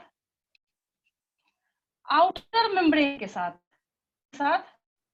आउटर मेम्ब्रेन के साथ। कोई आपसे पूछे एंडोप्लाज्मिक रेटिकुलम किसके साथ एसोसिएटेड होता है, कॉमन से आउटर मेम्ब्रेन के साथ होगा, इनर मेम्ब्रेन के साथ होगा, किसके साथ होगा? आउटर मेम्ब्रेन के साथ एसोसिएटेड। एंडोप्लाज्मिक रेटिकुलम है that is associated with outer membrane। ठीक है, उसी के रिगार्डिंग पॉइंट लिखेंगे यहाँ पे कि वो किसके साथ एसोसिएटेड होता है, आउटर मेम्ब्रेन के साथ एसोसिएटेड होता है। तो यहाँ पे the outer membrane of nucleus, ऐसा भी बोल सकते हैं, आउटर मेम्ब्रेन ऑफ न्यूक्लियस और आउटर न्यूक्लियर और आउटर न्यूक्लियर मेम्ब्रेन, ऐसा भी बोल सकते हैं। और आउटर न्यूक्लियर मेम्ब्रेन दोनों एक ही चीजें हैं, देखिए ध्यान से, आउटर मेम्ब्रेन ऑफ न्यूक्लियस बोलिए चाहे आउटर न्यूक्लियर मेम्ब्रेन बोलिए। ठीक है, अब ये आउटर न्यूक्लियर मेम्ब्रेन जो होता है, अब ये क्या होगा, कंटिन्यूअस होता है, रिमेन्स कंटिन्यूअस। अब किसके साथ, कैसे कंटिन्यूअस होगा? तो इसके साथ ही आगे जाके जो सुपर फोल्डिंग्स बन जाती है वो क्या करता है, एंडोप्लाज्मिक रेटिकुलम बनाता है। Continuous with endoplasmic reticulum, endoplasmic reticulum. अब ये क्या लिखा है मैंने, सो सुन लीजिए। आउटर न्यूक्लियर मेम्ब्रेन ये है, बाहर वाला है, इसके साथ तो नहीं है, इसके साथ यहाँ पे एसोसिएशन है, क्या प्रेजेंट है, ये एंडोप्लाज्मिक रेटिकुलम प्रेजेंट है। समझने के लिए डायग्राम बना सकते हैं इसके नीचे। ठीक है, इसके साथ क्या एसोसिएटेड है, एंडोप्लाज्मिक रेटिकुलम प्रेजेंट है।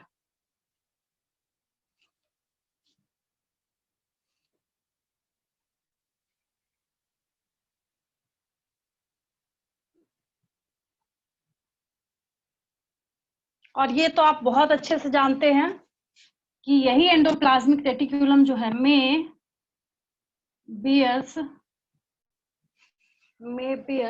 Ribosomes on it. ये अपने ऊपर क्या कर सकता है, राइबोसोम्स को भी कंटेन कर सकता है। राइबोसोम्स ऑन इट, ये क्या कर सकता है, अपने साथ राइबोसोम्स को भी कंटेन कर सकता है।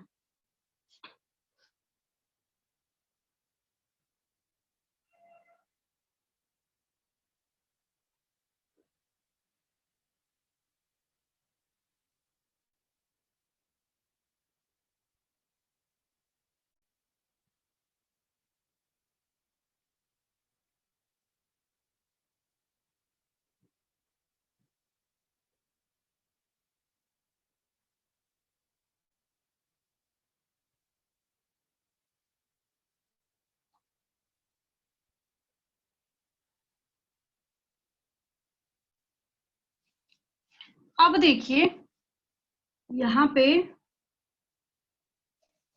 नोट डाल के एक पॉइंट लिखेंगे, जो मैंने एक दिन और आपको ये बात बताई थी। यहाँ पे आप नोट डाल के एक पॉइंट लिखेंगे। नॉर्मली जो आप हिस्ट्री देखना स्टार्ट करते हैं न्यूक्लियस के बारे में, तो आप लोग यही जानते हैं कि पर सेल में 1 न्यूक्लियस प्रेजेंट होता है। ईच एंड एवरी सेल में कितना होता है, 1 न्यूक्लियस प्रेजेंट होता है। बट कभी कभी क्या होता है कि एक से ज्यादा न्यूक्लियस भी हो सकते हैं, जिस कंडीशन को सिंसाइटियम बोलते हैं। क्या बोलते हैं हम लोग, सिंसाइटियम बोलते हैं। ठीक है, क्वेश्चन लिखिए अगला, what do you understand by the term सिंसाइटियम।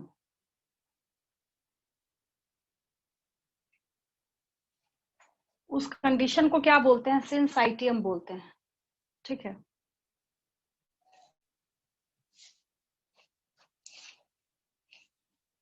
occurrence of more nucleus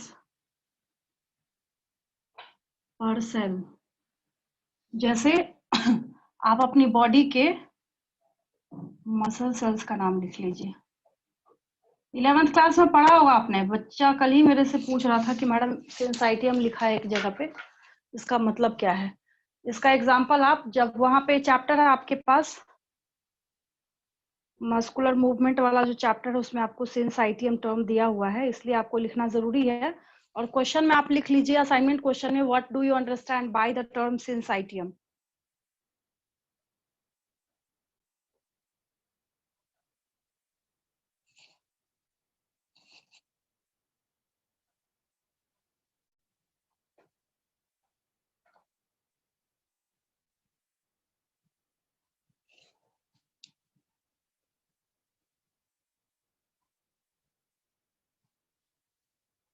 सिंसाइटियम, what do you understand by the term syncytium. ठीक है, occurrence of more nucleus per cell, ये भी मैं मार्क कर देती हूँ, नीट का क्वेश्चन है ये, खोज लीजिएगा, मिल जाएगा आपको, गारंटी मेरी है। ठीक है, नीट का क्वेश्चन है ये, पूछा जाता है बार बार, ऑप्शन दिया रहेगा। अब बहुत सारे बच्चे ऐसे होते हैं जिनको सिंसाइटियम का मतलब नहीं पता होता है। क्वेश्चन आपको ये बता के नहीं देगा कि किसके पास ज्यादा न्यूक्लियस पर सेल प्रेजेंट होता है, वो सीधा शॉर्ट में, क्वेश्चन बहुत छोटा होगा, बहुत ज्यादा परेशान करने वाला होगा, सीधा सा वो ये क्वेश्चन पूछेगा, इनमें से कौन सा cell syncytium, which of the following cells represent syncytium. बस उसका क्वेश्चन यही है। पहले आप मतलब तो समझिए कि उसका मतलब क्या होता है, तभी तो आप आंसर करेंगे, बैठ के तुक्का मारते रहिए फिर। तो इसका एग्जाम्पल क्या हो जाएगा, मसल सेल्स हो जाएंगे। ठीक है, ये क्या करता है, बहुत सारे सेल्स को वहां पे कंटेन करता है, क्योंकि जब आप उसको और एनालाइज करके देखना स्टार्ट करेंगे तो उसके मसल के सेल को मसल फाइबर बोलते हैं। बहुत सारे फाइबर्स प्रेजेंट होते हैं उसके अंदर, जिसकी वजह से उसको क्या बोला जाता है, कि कैसी कंडीशन है ये, सिंसाइटियम कंडीशन है। तो आपने एक और नई चीज सीखी यहाँ पे। ठीक है, नोट में एक और दूसरा पॉइंट आएगा। अब ये तो है कि ज्यादा है, अब एक कंडीशन है कि है ही नहीं, दूसरी कंडीशन क्या है कि है ही नहीं। ठीक है, तो नोट पॉइंट का ही जाएगा आगे कंटिन्यूएशन।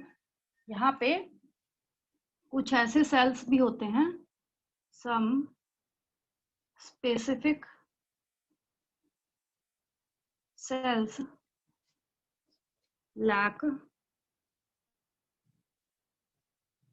न्यूक्लियस।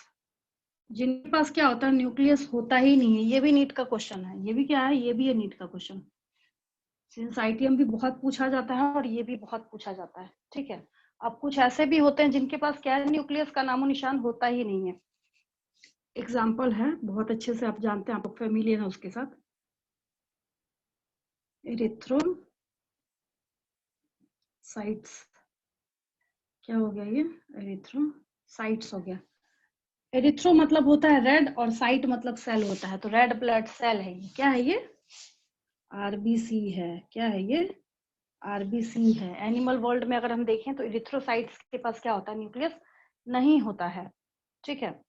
और अगर हम प्लांट वर्ल्ड की बात करें तो वहां पे क्या है, सीव ट्यूब सेल्स। अब सीव ट्यूब सेल्स कहाँ होगा, तो आप फ्लोएम जाइलम जब आपने डिटेलिंग देखनी स्टार्ट की थी वहां पे आपने देखा था। बट इसमें क्या है, न्यूक्लियस का नामो निशान नहीं होता है। तो किसके पास होगा, ये खासियत किसमें होगा, वेस्क्यूलर प्लांट्स तो उन्हीं को बोलते हैं ना जिनके पास जाइलम फ्लोएम प्रेजेंट होता है। ये तो कॉमन सेंस है। तो सीव ट्यूब सेल्स जो वेस्कुलर प्लांट्स होते हैं उसके अंदर भी क्या नहीं पाया जाता, न्यूक्लियस नहीं पाया जाता है।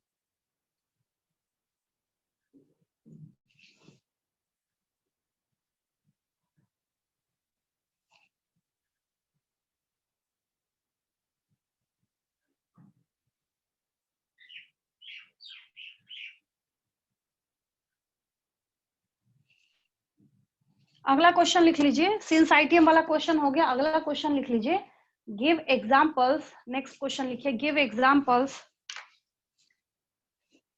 Give examples of some specific cells which lack,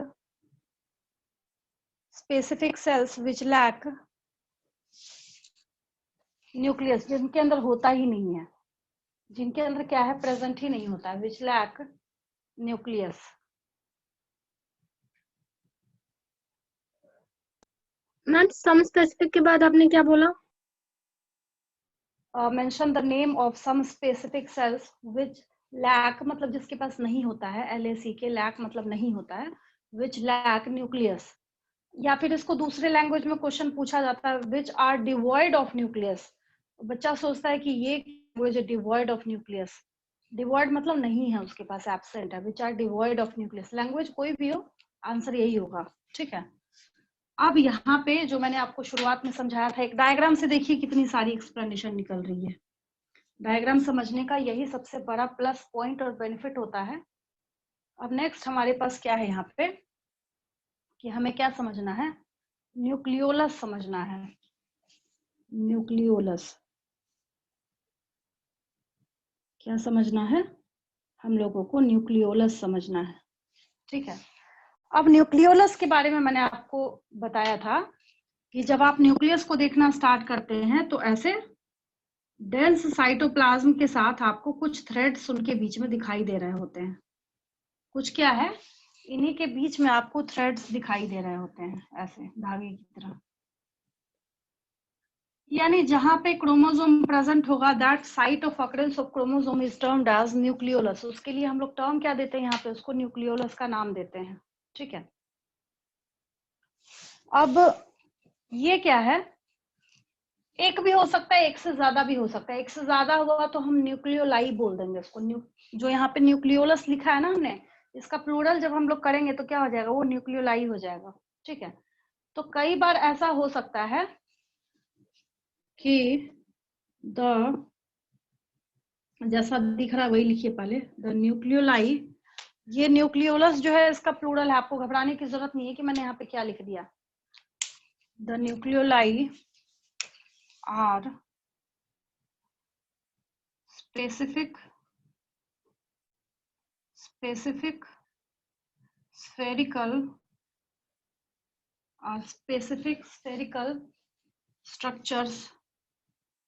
क्या होते हैं ये, स्पेसिफिक स्फेरिकल स्ट्रक्चर होते हैं। कहाँ प्रेजेंट होते हैं ये, ऑलरेडी न्यूक्लियस के अंदर प्रेजेंट होते हैं, present in the nucleoplasm of nucleus. कुछ है इसमें याद करने वाला? कुछ नहीं है, जो आपको दिखा था वही आपने लिख दिया है, कोई नई बात नहीं लिखी है यहाँ पे आपने, ठीक है।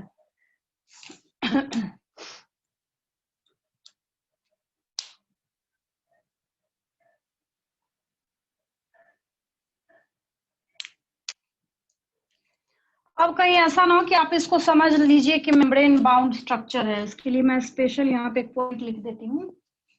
It is not a, not लिखा है मैंने यहाँ पे, it is not a membrane bound structure. ये कोई मेम्ब्रेन बाउंड स्ट्रक्चर नहीं है। क्या है ये? कोई मेम्ब्रेन बाउंड स्ट्रक्चर नहीं है। एक क्वेश्चन आप ये भी देखिएगा सैंपल पेपर जब आप नीट की टर्न करना स्टार्ट कीजिएगा, which of the following specific part of cell never contain any kind of membrane, या डिवॉइड ऑफ मेम्ब्रेन, या लैक्स मेम्ब्रेन, ठीक है। वहां पे आपको 4 ऑप्शंस दिए जाएंगे। लाइसोसोम भी लिखा रहेगा, न्यूक्लियोलस भी लिखा रहेगा। जिस बच्चे को सब में कैटेगराइजेशन नहीं पता वो तो कुछ भी मार्क करेगा। तो न्यूक्लियोलस जो है इसके पास कोई मेम्ब्रेन बाउंड स्ट्रक्चर नहीं प्रेजेंट होता है। ये वहां पे अपनी यूनिटी दिखा के इन्होंने खुद ही शेप दिखाया होता है। न्यूक्लियस के अंदर दिखता है कि हाँ भाई क्या है वहां पे, ऐसे इस तरीके से डेंस साइटोप्लाज्म के साथ कुछ प्रेजेंट है। उस पोर्शन को नाम दिया गया है, किसका बोला क्या गया है उसको, न्यूक्लियोलस, ठीक है।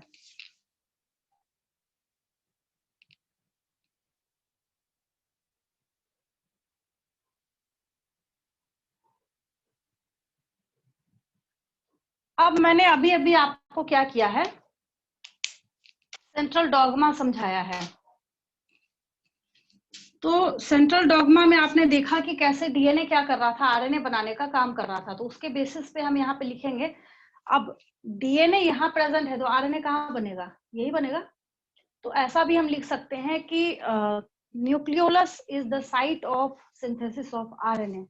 जहां डीएनए होगा वहीं तो होगा, वहीं पे बनेगा ये, ठीक है। तो इसके लिए हम एक पॉइंट लिख रहे हैं यहाँ पे, it is also referred as, it is also referred as इसको ये भी बोला जाता है, क्या बोल सकते हैं हम, the active site, referred as the active site for synthesis of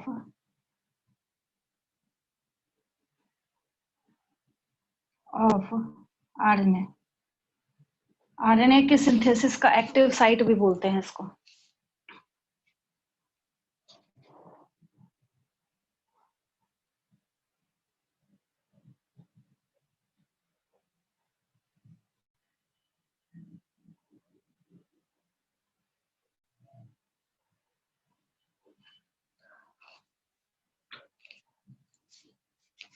अब अगर इसका शेप बहुत बड़ा है तो बोला जाता है कि larger nucleoli are involved, larger nucleoli are involved in, किसमें इन्वॉल्व होगा ये? यही आरएनए सिंथेसिस। जगह ज्यादा लेगा जिसकी वजह से हम बोलते हैं कि ये क्या है, आरएनए सिंथेसिस में इन्वॉल्व है। अगला असाइनमेंट क्वेश्चन लिखिए, mention the specific, mention the site of RNA synthesis in nucleoplasm. Mention the site of, SITE, side मत लिख लीजिएगा, साइट बोला है मैंने। Mention the site of, SITE, mention the site for synthesis of RNA, ये copy कर लीजिए। Mention the site for synthesis of RNA in nucleoplasm. Nucleoplasm के अंदर आरएनए कहाँ पे बनता है?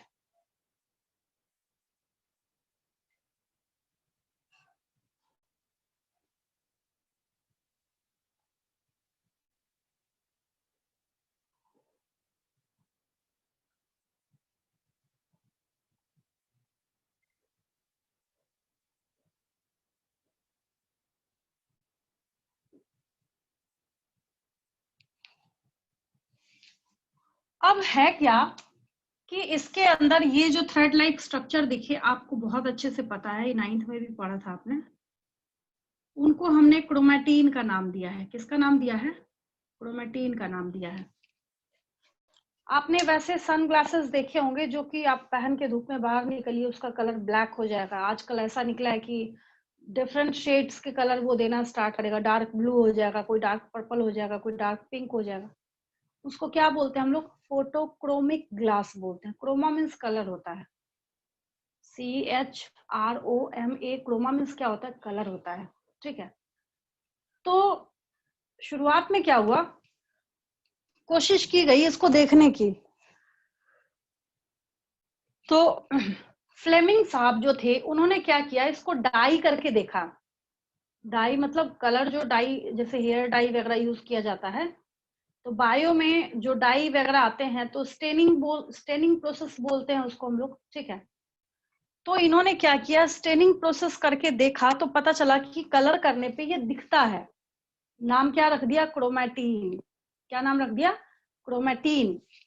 तो यहाँ पे इसका जो स्पेशल टर्म क्रोमैटिन है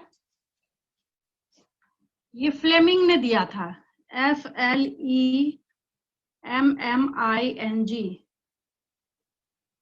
अगला क्वेश्चन लिखिए, assignment question, who proposed the term chromatin? इसका आंसर फ्लेमिंग आएगा। Who proposed the term chromatin? Who proposed the term chromatin?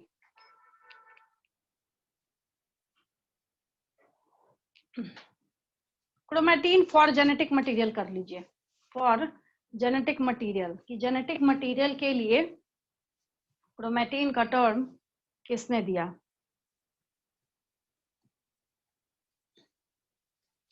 कितने असाइनमेंट क्वेश्चंस हुए आपके? 10। नंबर 10 हो गया? अच्छा ठीक है। और एक मैं क्वेश्चन नहीं बोल रही, बट आप लोग उसको कर लीजिएगा। अगर 10 नहीं होता तो मैं क्वेश्चन लिखवाती, बट क्वेश्चन नहीं बोल रही मैं। आपको क्या करना है, एक पूरा न्यूक्लियस जिसमें सारी चीजें, जितनी चीजें ब्लैक बोर्ड पे है ना, जो जो इसमें से लेबल हो सकता है, एज फॉर एग्जाम्पल मैं आपको बता देती हूँ।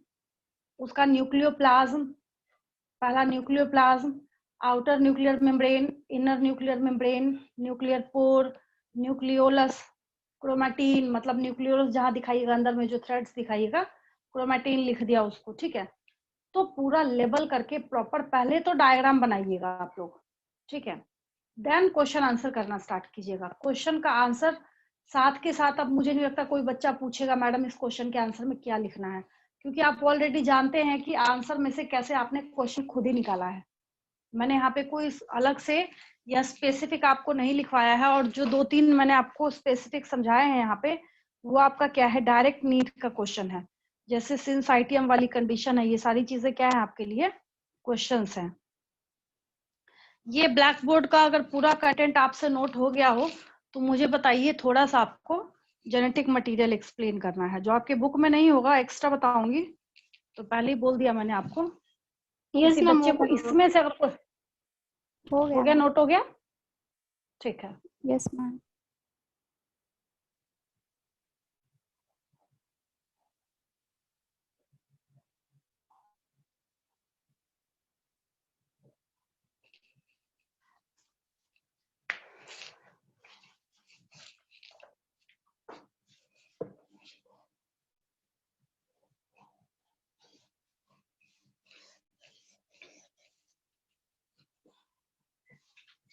बायोमोलिकुल्स पढ़ाते वक्त ये रिपीट नहीं करूंगी, मैंने पहले बोल दिया है, इस वजह से थोड़ा ध्यान से सुनिएगा।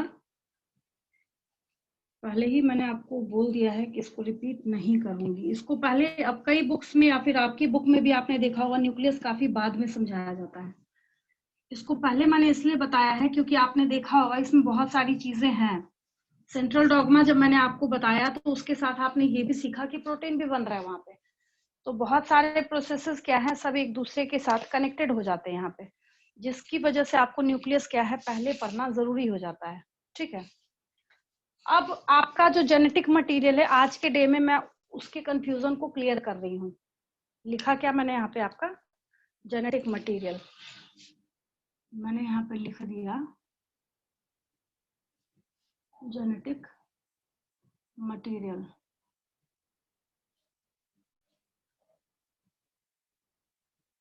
जिसकी वजह क्या है, सुन लीजिए, मैं पहले कंफ्यूजन लिख देती हूँ आपकी। पहले मैंने यहाँ पे लिखा क्रोमोसोम, फिर मैंने लिखा क्रोमैटिन, फिर मैंने लिखा डीएनए, फिर मैंने लिखा जेनेटिक मटेरियल। इन सब में आपको कंफ्यूजन है, जरूर होगी। इन सारे टर्म्स में कंफ्यूजन है आप लोगों को। जब भी आप देखते हैं तो आपके दिमाग में खिचड़ी बननी स्टार्ट हो जाती, क्या है, कौन सा क्या है, किसको कैसे समझना है हमें। क्रोमोसोम, क्रोमैटिन, डीएनए, ये सारी चीजें जो हैं, इन सब में क्या होता है, स्टूडेंट्स को बहुत ज्यादा कंफ्यूजन आनी स्टार्ट हो जाती है। ठीक है, तो टॉपिक होगा आपका, इसको हम बोल सकते हैं इस तरीके से, एक टॉपिक बोल सकते हैं पैकेजिंग ऑफ डीएनए। समझा रही मैं आपको जेनेटिक मटेरियल, और जेनेटिक मटेरियल आपका क्या है, डीएनए है, और इस टॉपिक का नाम क्या बोला जाता है, पैकेजिंग ऑफ डीएनए। अगर स्कूल में दिया जाता है तो ये 3 नंबर का क्वेश्चन होता है, 3 मार्क्स का होता है, बच्चों को एक्सप्लेन करना होता है, जिसको हम लोग क्या बोलते हैं, पैकेजिंग ऑफ डीएनए। तो अब जाके इन सब में आपकी कंफ्यूजन खत्म होगी। तो पहले आप ऐसे समझिए, आपने क्या किया, माइक्रोस्कोप के अंदर पहले देखना स्टार्ट किया कि क्या दिखता है आपको। तो आप क्या देखेंगे कि न्यूक्लियस के अंदर आपको एक डेंस साइटोप्लाज्म दिखता है, जिसको आपने क्या नाम दिया है, न्यूक्लियोलस का टर्म दिया है। किसका टर्म दिया है आपने, न्यूक्लियोलस का टर्म दिया है। अब इलेक्ट्रॉन माइक्रोस्कोप से और ज्यादा रिजोल्यूशन करके और ज्यादा रिजोल्यूशन प्रोवाइड करके उसको और एनालाइज किया गया ध्यान से कि अब उसमें क्या है। तो उनको ऐसा कुछ दिखा, उनको क्या दिखा, ऐसा कुछ दिखा। पहले ही मैंने आपको लिखवा दिया है कि ये कोई मेम्ब्रेन कंटेन नहीं करता है, ये वैसा साइट ऑफ अकरेंस है जहां पे क्या है, ये जेनेटिक मटेरियल प्रेजेंट है, जहां पे क्या है, ये जेनेटिक मटेरियल प्रेजेंट है। तो पहले ऐसा ही दिखा उनको माइक्रोस्कोप के अंदर। ठीक है, मैंने यहाँ पे ये बना दिया है, ऐसा ही दिखा उनको। तो इन सब को मिला के एक साथ नाम क्या दिया इन्होंने, क्या बोला कि ये पूरा क्रोमैटिन नेटवर्क है, क्रोमैटिन नेटवर्क। ये क्या है, क्रोमैटिन नेटवर्क है। ठीक है, मतलब बहुत सारे धागे हैं अपने आप में उलझे हुए हैं, तो नेटवर्क लाइक स्ट्रक्चर हुआ। और क्योंकि कलर के बाद दिखा तो फ्लेमिंग साहब ने ऐसे भी क्रोमैटिन नाम रख दिया था। तो क्रोमैटिन का जो नेटवर्क दिखा, that was termed as chromatin network. आसान है, ठीक है। सबसे पहले first thing packaging of DNA में जो देखने को मिली, दैट वाज क्रोमैटिन नेटवर्क। क्या दिखा इनको, क्रोमैटिन नेटवर्क दिखा इनको, मैंने लिख दिया यहाँ पे क्रोमैटिन नेटवर्क। ठीक है, अब इस क्रोमैटिन नेटवर्क को और ध्यान से एनालाइज किया गया। नेटवर्क है तो आप जो पूरा उलझा हुआ है आप उसको सुलझाइए, बारी बारी से उसको सुलझाना स्टार्ट कीजिए। तो जब हम उसको सुलझाएंगे तो क्या मिलेगा हम लोगों को, क्रोमैटिन नेटवर्क में से देन हम लोगों को क्रोमैटिन मिलेगा। दूसरे नंबर पे मैंने यहाँ पे लिखा है क्रोमैटिन, क्या लिखा है, क्रोमैटिन मिला है। ठीक है, अब एक क्रोमैटिन को निकाल के फिर हम लोगों ने उसको माइक्रोस्कोप के अंदर ऑब्जर्व किया। उसको क्या किया, ये आप लोगों की कोई क्लास है क्या, ये बच्चे लेफ्ट क्यों कर रहे हैं बारी बारी से, आप लोगों की कोई क्लास है अभी? अच्छा, फिर ज्वाइन हो गए वो, मुझे लगा कि मैम 5:30 बजे से क्लास है मैम, अभी नहीं है। अच्छा ठीक है ठीक है, नहीं वो मुझे लगा ऐसा ना कि कोई बच्चा लीव कर। हाँ, तो यहाँ पे ये जो क्रोमैटिन है, इसको जब हम लोग ध्यान से एनालाइज करेंगे तो ऐसा ही लगेगा देखने में माइक्रोस्कोप के अंदर कि एक धागे में बहुत सारे बीड्स या मोती जो है वो पिरोए हुए हैं। अब ये क्या है, इसको बोला जाता है, इसको नाम ही यही दिया जाता है। इससे एक नीट का क्वेश्चन बन रहा है, मैं अभी बता रही हूँ कैसे बनेगा। आपको ऐसा ही दिखेगा। आप थोड़ा सा इसके यहाँ पे डेप्थ में गए हैं, 1 क्रोमेटिन को आप देख रहे हैं, ये क्रोमेटिन 1 क्रोमेटिन मैंने और क्लियर करने के लिए यहाँ पे लिख दिया, मैंने यहाँ पे क्या लिख दिया है, 1 क्रोमेटिन लिख दिया है, ठीक है। तो आपसे क्वेश्चन पूछा जाएगा, विच of the following resembles beads on a string like structure under microscope. मतलब इसका नाम क्या दिया जाता है, इसको बोला ही जाता है, ये फ्रेज इसके लिए यूज होता है, बीड्स ऑन अ स्ट्रिंग। इसको हम बोलते हैं beads on a string like structure. क्या बोलते हैं हम लोग, beads on a string like structure. तो अगर मैं आपसे पूछूं कि ये beads on a string like structure कौन शो करेगा, क्रोमेटिन नेटवर्क शो करेगा या क्रोमेटिन करेगा, तो आपका आंसर क्या होगा, क्रोमेटिन शो करेगा। कौन करेगा, क्रोमेटिन शो करेगा, ठीक है।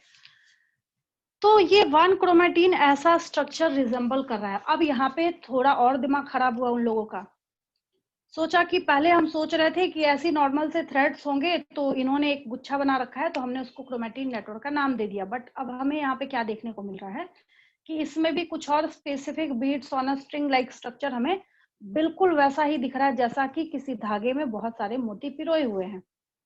अभी इतनी आसानी से डीएनए नहीं खुलने वाला है। जो आप लोग सोच रहे हैं कि डीएनए, कई बार आप टीचर से पूछना स्टार्ट कीजिए कि हमें डीएनए में, क्रोमोसोम में, क्रोमेटिन नेटवर्क में या उसके साथ जो प्रोटीन्स हैं उसमें हमें फर्क समझाइए, तो टीचर बोलते सब एक ही है, कोई फर्क ही नहीं है सबके अंदर, सब में जमीन आसमान का फर्क है। इससे आपके बहुत सारे क्वेश्चन सॉल्व होंगे तभी, क्योंकि असाइनमेंट क्वेश्चंस लिखवाते के साथ आप लोग लीव कर जाते थे। अगर मुझे कुछ बोलना भी होता था तो आधे बच्चे भाग जाते थे।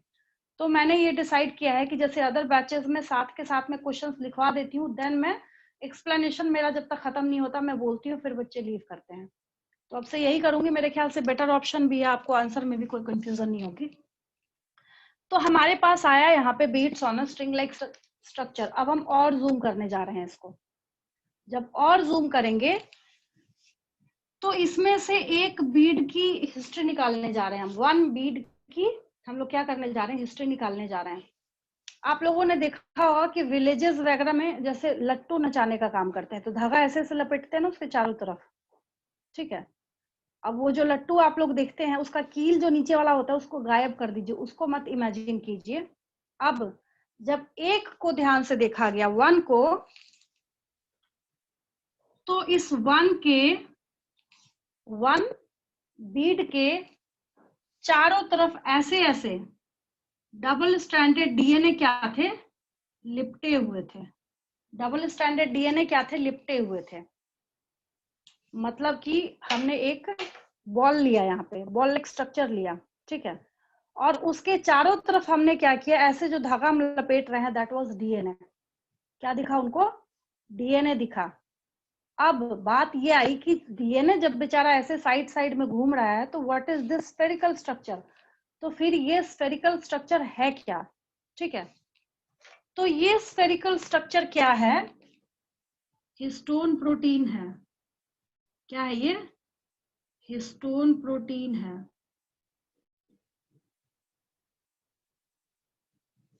ठीक है, इतना जो सेगमेंट में आपको अभी बताऊंगी ना, 5 मिनट की एक्सप्लेनेशन, 50 क्वेश्चन इसमें से निकलेंगे, ठीक है, वो बाद में हम डिस्कस करेंगे।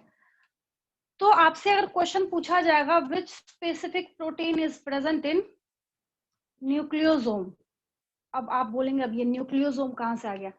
अभी तक हम पढ़ रहे थे कि चलिए ठीक है, ये गुच्छे के फॉर्म में ऐसे बंच लाइक स्ट्रक्चर है, that is termed as chromatin network, ठीक है, वो भी सही है। उसमें से हमने एक को निकाला तो 1 क्रोमेटिन। अब उस 1 क्रोमेटिन को और आपने जूम किया तो आपको क्या दिखा कि 1 बीड के ऊपर ऐसे डीएनए बेचारा तो बस लिपटा हुआ है इसके चारों तरफ। आप समझिएगा, डीएनए जो क्या है इसके चारों तरफ लिपटा हुआ है। और पढ़ा है आपने ऑर्गेनिक केमिस्ट्री में भी, आप सुनेंगे, आगे भी आप सुनेंगे, DNA is the giant molecule in whole मतलब जब आप बायोकेमिस्ट्री पढ़ना स्टार्ट करेंगे, उन सब में सबसे बड़ा जायंट मॉलिक्यूल डीएनए को बोला जाता है। इतना जायंट कि जब आगे जाके मैं आपको पढ़ाऊंगी बेस पेयर्स, मतलब यहाँ पे पेयरिंग होती है बेस की, सिर्फ एक histone protein 200 base pair contain करता है। बेस पेयर्स, 1 हिस्टोन प्रोटीन जो है वो 200 बेस पेयर कंटेन करता है। सीधा सीधा क्वेश्चन एम्स का था, how many base pairs will be present in 18 histone protein. 18 histone protein जब आप जोड़ देंगे तो उसमें कितने बेस पेयर्स प्रेजेंट होंगे, तो 200 से गुना कर देना था आपको 18 को। ठीक है, कितना हो जाएगा वो 3600 हो जाएगा या 3600। इस तरीके से डेटा निकलता है इसका। तो एक स्ट्रक्चर जो इनको दिखा, ये 1 न्यूक्लियोसोम है। क्या है ये? 1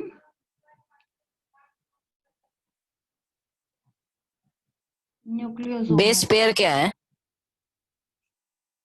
बेस पेयर में बताऊंगी अभी आपको, पहले सुन लीजिए शांति से। आप नाम मैं भूल जाती हूँ बार बार। आयुष बोल रहे हैं ना शायद, आयुष नेम है ना आपका?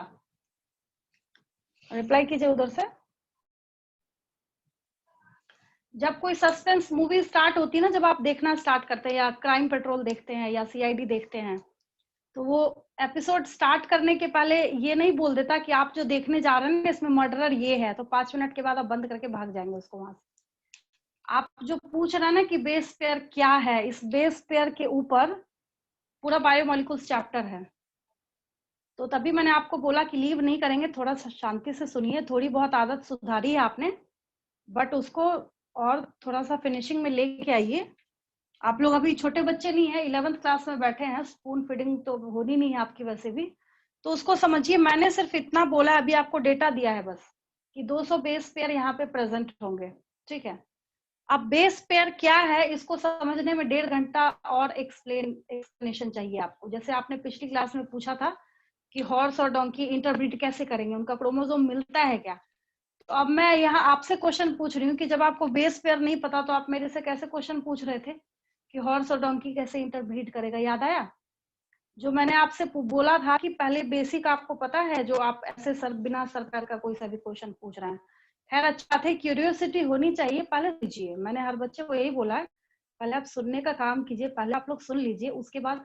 अब ये वही है कि कोई मूवी स्टार्ट हुई, आप डायरेक्टर को बोलेंगे ऐसा है, पहले ना नाम बता दो तुम, हम अपना टाइम नहीं वेस्ट करने वाले। वहां तो चुपचाप मुंह बंद करके 2.5 घंटे बैठ जाते हैं, और यहाँ जब टीचर अपना फुल एफर्ट दे रहा है, आप तो चुपचाप बैठ के सुन रहे हैं।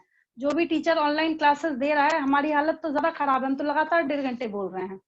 जो भी टीचर हैं, जो भी फिजिक्स के हो, केमिस्ट्री के हो, मैथ्स के हो, बायो के हो, हम तो लगातार 1.5 घंटे बोल ही रहे हैं। बोलने के बाद तो बहुत देर तक हमें रेस्ट चाहिए होता है कि हाँ भाई नेक्स्ट क्लास लेनी है, तो कुछ देर का रेस्ट तो देन हम जा रहे हैं दूसरी क्लास लेने के लिए। तो वहां पे ये जो 5 मिनट वेस्ट हुआ है उसको वेस्ट ना करें, और सुन लीजिए आप लोग। आप लोगों की भी नेक्स्ट क्लास है, आप लोग सुनने में, बैठने में, सो के, कोई बच्चा सो के सुन रहा होगा, लेटा हुआ, वीडियो वैसे भी ऑफ है आपकी, आप उसी में थक जाते हैं। बट आपकी क्यूरियोसिटी इतनी है कि अब यहाँ पे मैं बोल सकती हूँ आपको, अगर आप कॉलेज लेवल में जाइए, आईएससी बीएससी भी पहले होता था, आईएससी भी, वहां पे तो टीचर पहले आपको क्लास के बाहर ही कर देते कि तुम लोग क्या कर रहे थे 10th क्लास में। ठीक है, तो पहले सुन लीजिए उसको, बीच में ऐसे इरिटेट मत किया कीजिए। मेरा फ्लो टूट जा रहा है कई बार कि मैं क्या बता रही थी, मुझे कहाँ क्या एक्सप्लेन करना है अब, क्योंकि बेस पेयर यहाँ पे मैंने बोला है तो बहुत ज्यादा स्टोरी हिडन है इसके अंदर। पूरा बायोमोलिक्यूल्स चैप्टर ही है, न्यूक्लिक एसिड्स का जो पूरा एक चैप्टर है उसको जाके टर्न कीजिएगा, पहले देखिएगा, फिर आपको बात समझ आएगी। बट फिर भी मैं पूरी कोशिश कर रही हूँ। आप में से मुझे ये भी कि कई बच्चे आकार में हैं, जो बच्चे हैं आप अपना नाम बता दीजिए, आप मुझे बता दीजिए कि आपका टीचर आपको एक्सप्लेन करता हो इतने डिटेल में या डेप्थ में, जिसकी वजह से शायद संडे भी क्लास रूटीन में डाला गया है। कई स्टूडेंट्स हैं आप में से जो आकाश में भी इनरोल है, कई बच्चे कहीं और भी पढ़ाई करके सुनते हैं, तो आपको पता है what are the differences between the 2 teachers जिनको आप क्या कर रहे हैं, सुन रहे हैं आप अभी। थोड़ा पेशेंस रखना होता है कि कई टीचर का डिमेरिट होता है, मेरा डिमेरिट ये है थोड़ी शॉर्ट टेम्पर्ड हूँ, तो मोस्टली आज तक जहां भी 10 साल से पढ़ाते आ रही हूँ, मेरी क्लास में कोई बच्चा हिलता भी नहीं। ऑनलाइन तो आप चलिए, आप अपना ऑडियो म्यूट करके, मेरे क्लास में भी बच्चे म्यूट ही होते हैं। और जिसका सबसे बड़ा सिग्निफिकेंस ये निकल के सामने आता है कि मुझे 90 से नीचे एक भी बच्चा नहीं मिला है आज तक, नेवर। बच्चा 2 नंबर लेके आया हो 11th क्लास में मेरे पास, बट 12th में जाते जाते बोलिए तो एक ही बच्चे का दोनों रिपोर्ट कार्ड में सेंड कर देती हूँ आपको। उस लड़की का 11th का भी रिपोर्ट कार्ड सेंड करूंगी, 12th का भी भेजूंगी, नाम, फादर्स नेम, रोल नंबर सब मैच कर लीजिएगा। 2 नंबर लेके भी स्कूल में किसी तरीके से करके पैरवी करके कुछ करा के प्राइवेट स्कूल में लड़की मिली गई 12th में कि हाँ भी फेल बायो में कर दीजिए, 2 नंबर लेके आई है तो। जिसकी राइटिंग स्किल अच्छी होती है वो 97 फिर लेके आई बायो में। रिपोर्ट कार्ड में मंगवा के सेंड कर दूंगी आपको, शायद आपको थोड़ा सा उससे बेनिफिट हो। तो सुन लिया कीजिए, इरिटेट जल्दी हो जाती हूँ, शॉर्ट टेम्पर्ड हूँ थोड़ी सी। हर टीचर की डिमेरिट आपको पता होनी चाहिए, मैंने अपनी डिमेरिट आपको बता दी, तो सुना कीजिए। पहले सुनने के बाद जब सेल चैप्टर ओवर हो जाए तब आप मेरे से क्वेश्चन पूछिए। पहले ही नहीं पूछते हैं, पहले ये बता दो कि मर्डर किसने किया, फिर हम देखना स्टार्ट करेंगे कि मूवी कैसी है या क्राइम पेट्रोल कैसा है या सीआईडी कैसा है, फिर हम नहीं देखना स्टार्ट करते हैं। पहले सुना कीजिए टीचर्स को। अब ये बीट्स ऑन अ स्ट्रिंग, अब टाइम देखना स्टार्ट कीजिए। 5:15 से मैं बोलना स्टार्ट कर रही हूँ। अभी तक तो हम यही नहीं पहुंचेंगे, डीएनए नाम पर ही नहीं पहुंचेंगे। पहले हम डीएनए नाम पे पहुंचने में, अब डीएनए के अंदर की जो गुत्थी है आप वो पूछ रहे हैं मेरे से। तो ये beads on a string like जो स्ट्रक्चर है, तो कोई अगर आपसे पूछे कि 1 न्यूक्लियोसोम क्या है, आज के बाद से कोई अगर आपसे पूछे कि 1 न्यूक्लियोसोम का मतलब आप क्या समझते हैं, ठीक है? तो 1 न्यूक्लियोसोम का मतलब ये है कि 1 हिस्टोन प्रोटीन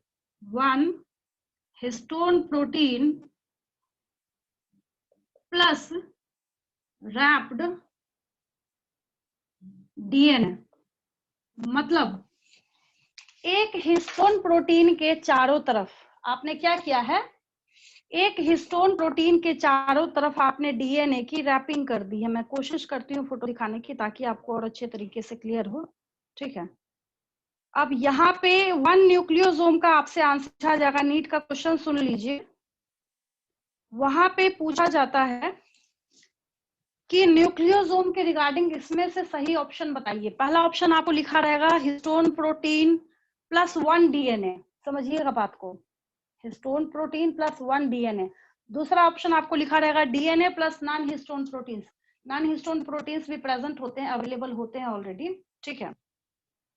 देन आपसे ये पूछा जाएगा वहां पे कि हिस्टोन प्रोटीन है और डीएनए एब्सेंट है, तो वहां पे आपको डीएनए का जो है, डीएनए का हिसाब किताब सिर्फ इतना है कि जो बॉल है उसके चारों तरफ, ठीक जैसे लट्टू के चारों तरफ आप धागे को वहां पे रैप करते हैं, उसको आप क्या करते हैं, वहां पे रैप करने का करते हैं। तो न्यूक्लियोसोम का जब आप लोग डायग्राम या स्ट्रक्चर देखना स्टार्ट करते हैं, जो मैं आपको बार बार समझाने की कोशिश कर रही हूँ कि एक बीड या एक बॉल के चारों तरफ आपको वहां पे क्या दिखता है, डीएनए की रैपिंग दिखती है। वहां पे क्या दिखती है आपको, डीएनए की बेस्ट डायग्राम है, इससे अच्छा मुझे नहीं लगता कि किसी डायग्राम से किसी बच्चे को समझ आ सकता है, ठीक है? कुछ और आपको नजर आए या ना आए, हर बच्चे को इतना जरूर दिखेगा। ये देखिए ग्रीन कलर का बॉल है, इसमें ये बॉल जो है ये 1 हिस्टोन है, और चारों तरफ देखिए जो लिपटा हुआ है ना ये डीएनए है। साइड में देखिए बेचारे ने लेबलिंग भी करी है, तो पिंक कलर का थ्रेड है, इसको डीएनए लिखा है। इसमें क्या लिखा है, डीएनए लिखा है।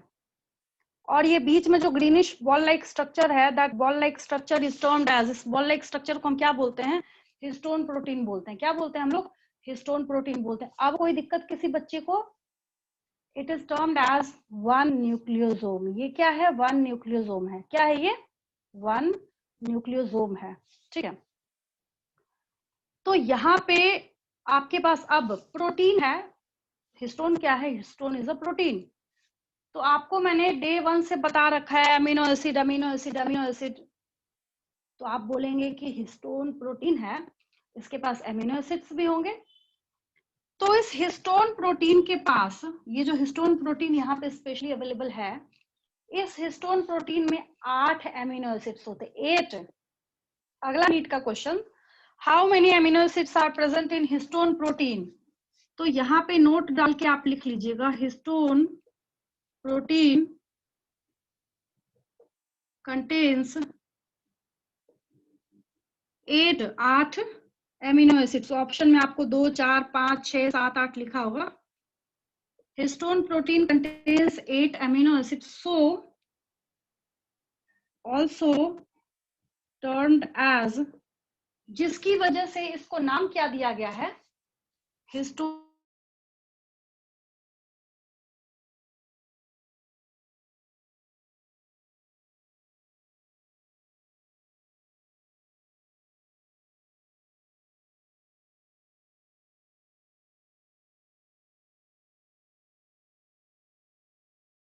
के ऊपर असाइनमेंट क्वेश्चंस पहले आपको मैं लिखवा दूंगी, नोट करा दूंगी, फिर हम आगे बढ़ेंगे, आगे की तरफ मूव करेंगे। हिस्टोन ऑक्टामर जो है, वाई हिस्टोन्स या why are histones referred as octamer, answer में आपको लिखना है because it contains 8 amino acids, क्योंकि इसके पास क्या होते हैं, 8 अमीनो एसिड होते हैं। कितने अमीनो एसिड होते हैं, 8 अमीनो एसिड्स होते हैं, ठीक है। अब हिस्टोन प्रोटीन जो है, ये रैपिंग जो हो रही है यहाँ पे, डीएनए के 3 बेसिक कंपोनेंट्स होते हैं जो आपको 10th क्लास में पढ़ना था, खैर मुझे उससे कोई मतलब नहीं है। Nitrogenous base plus sugar plus phosphate, जो मैंने आपको शॉर्टकट में बोला था बीएसपी, याद रखिएगा, ये मैं फिर से कंटिन्यू करूंगी आपको, ठीक है। तो वही जो बेसिस है यहाँ पे पेयर में, जोड़े में प्रेजेंट होते हैं, तो वो पूरा जो जोड़ा टोटल जो है 200 बेस पेयर है, तो बेस कितना हो गया, 400 हो गया। तो क्वेश्चन में आपको वहां पे ये ध्यान देना होता है कि क्वेश्चन क्या पूछ रहा है आपसे, वो बेस पेयर पूछ रहा है या फिर आपसे बेस पूछ रहा है, वहां पे आपको ये चीजें नोटिस करनी होती है, ठीक है। तो मेरे ख्याल से अभी तक हम सिर्फ यहाँ पे पहुंचे हैं। पहले हम लोग पूरा वो गुच्छा देखा, बंडल देखा, दैट इज क्रोमैटिन नेटवर्क, ठीक है। फिर उस नेटवर्क के अंदर हमने क्या किया, 1 थ्रेड निकाल के देखा। 1 थ्रेड निकाल के जब देखा तो हमें क्या दिखा कि beads on string like structure है, ठीक है। जब हमने उसको और ध्यान से एनालाइज किया तो पहले एक बीड को समझेंगे तो बाकी की हिस्ट्री खुल जाएगी अपने आप, बाकी की पूरी केमिस्ट्री खुल जाएगी अपने आप। तो जब उसको हमने ध्यान से देखा तो हमें क्या पता चला, एक 1 जो है ये हिस्टोन है और इसके चारों तरफ डीएनए की इस तरीके से रैपिंग है। अब इसको कुछ तो नाम देना पड़ेगा, इसको हम क्या नाम देंगे, 1 न्यूक्लियोसोम का नाम देंगे। तो 1 न्यूक्लियोसोम क्या है कि यहाँ पे 1 हिस्टोन प्रोटीन है और इसके साथ रैप्ड डीएनए है, इसके साथ क्या है, रैप्ड कंडीशन है, वहां पे डीएनए रैपिंग कर रहा है, ये लपेट रहा है उसको, बोलते ना इसको रैप कर दो, रैपर लेके आओ, ऐसे ऐसे ऐसे ऐसे करके उसने क्या किया हुआ, रैप किया हुआ उसके चारों तरफ, ठीक है। बट सिर्फ एक चीज, एक डेटा जो आपके दिमाग में रखना है आपने, दैट इज 200, बहुत आसानी से याद होता है। 200 जो है बहुत आसानी से याद होता है, बहुत सारे क्वेश्चंस बनते हैं। याद है आप लोगों ने जो माइक्रोस्पोर्स वाले क्वेश्चन किए थे कि इतना माइक्रोस्पोर है तो उसके अंदर कितने पॉलिन ग्रेन्स बनेंगे, तो उससे तो आसानी है ये, यहाँ पे तो कुछ नहीं, बस ध्यान ये देना होता है क्वेश्चन क्या पूछ रहा है आपसे, क्वेश्चन आपसे क्या पूछ रहा है, बेस पूछ रहा है या बेस पेयर पूछ रहा है। तो ये थोड़ा और अच्छे से कब क्लियर होगा जब मैं आपको पूरा डीएनए एक्सप्लेन करूंगी। आज की क्लास में सिर्फ आपने जेनेटिक मटेरियल तो डीएनए खैर है ही है, क्रोमैटिन नेटवर्क, क्रोमैटिन और न्यूक्लियोसोम सीखा है। अभी भी आप ये नहीं सीखे हैं कि डीएनए, जेनेटिक मटेरियल, क्रोमोसोम, ये सारे टर्म्स जो आपको बोले जाते हैं उन सब के बीच में फर्क क्या है, ठीक है। तो इतना आप नोट कर लीजिए, इसको नोट करने के बाद फिर आपकी नेक्स्ट क्लास है उसको ज्वाइन कीजिए।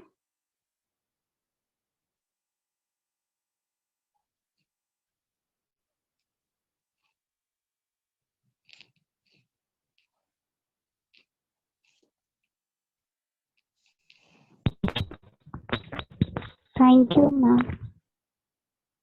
ठीक है, वेलकम। नेक्स्ट क्लास, अब नेक्स्ट क्लास आप लोगों की जो भी होगी उसको ज्वाइन कीजिए।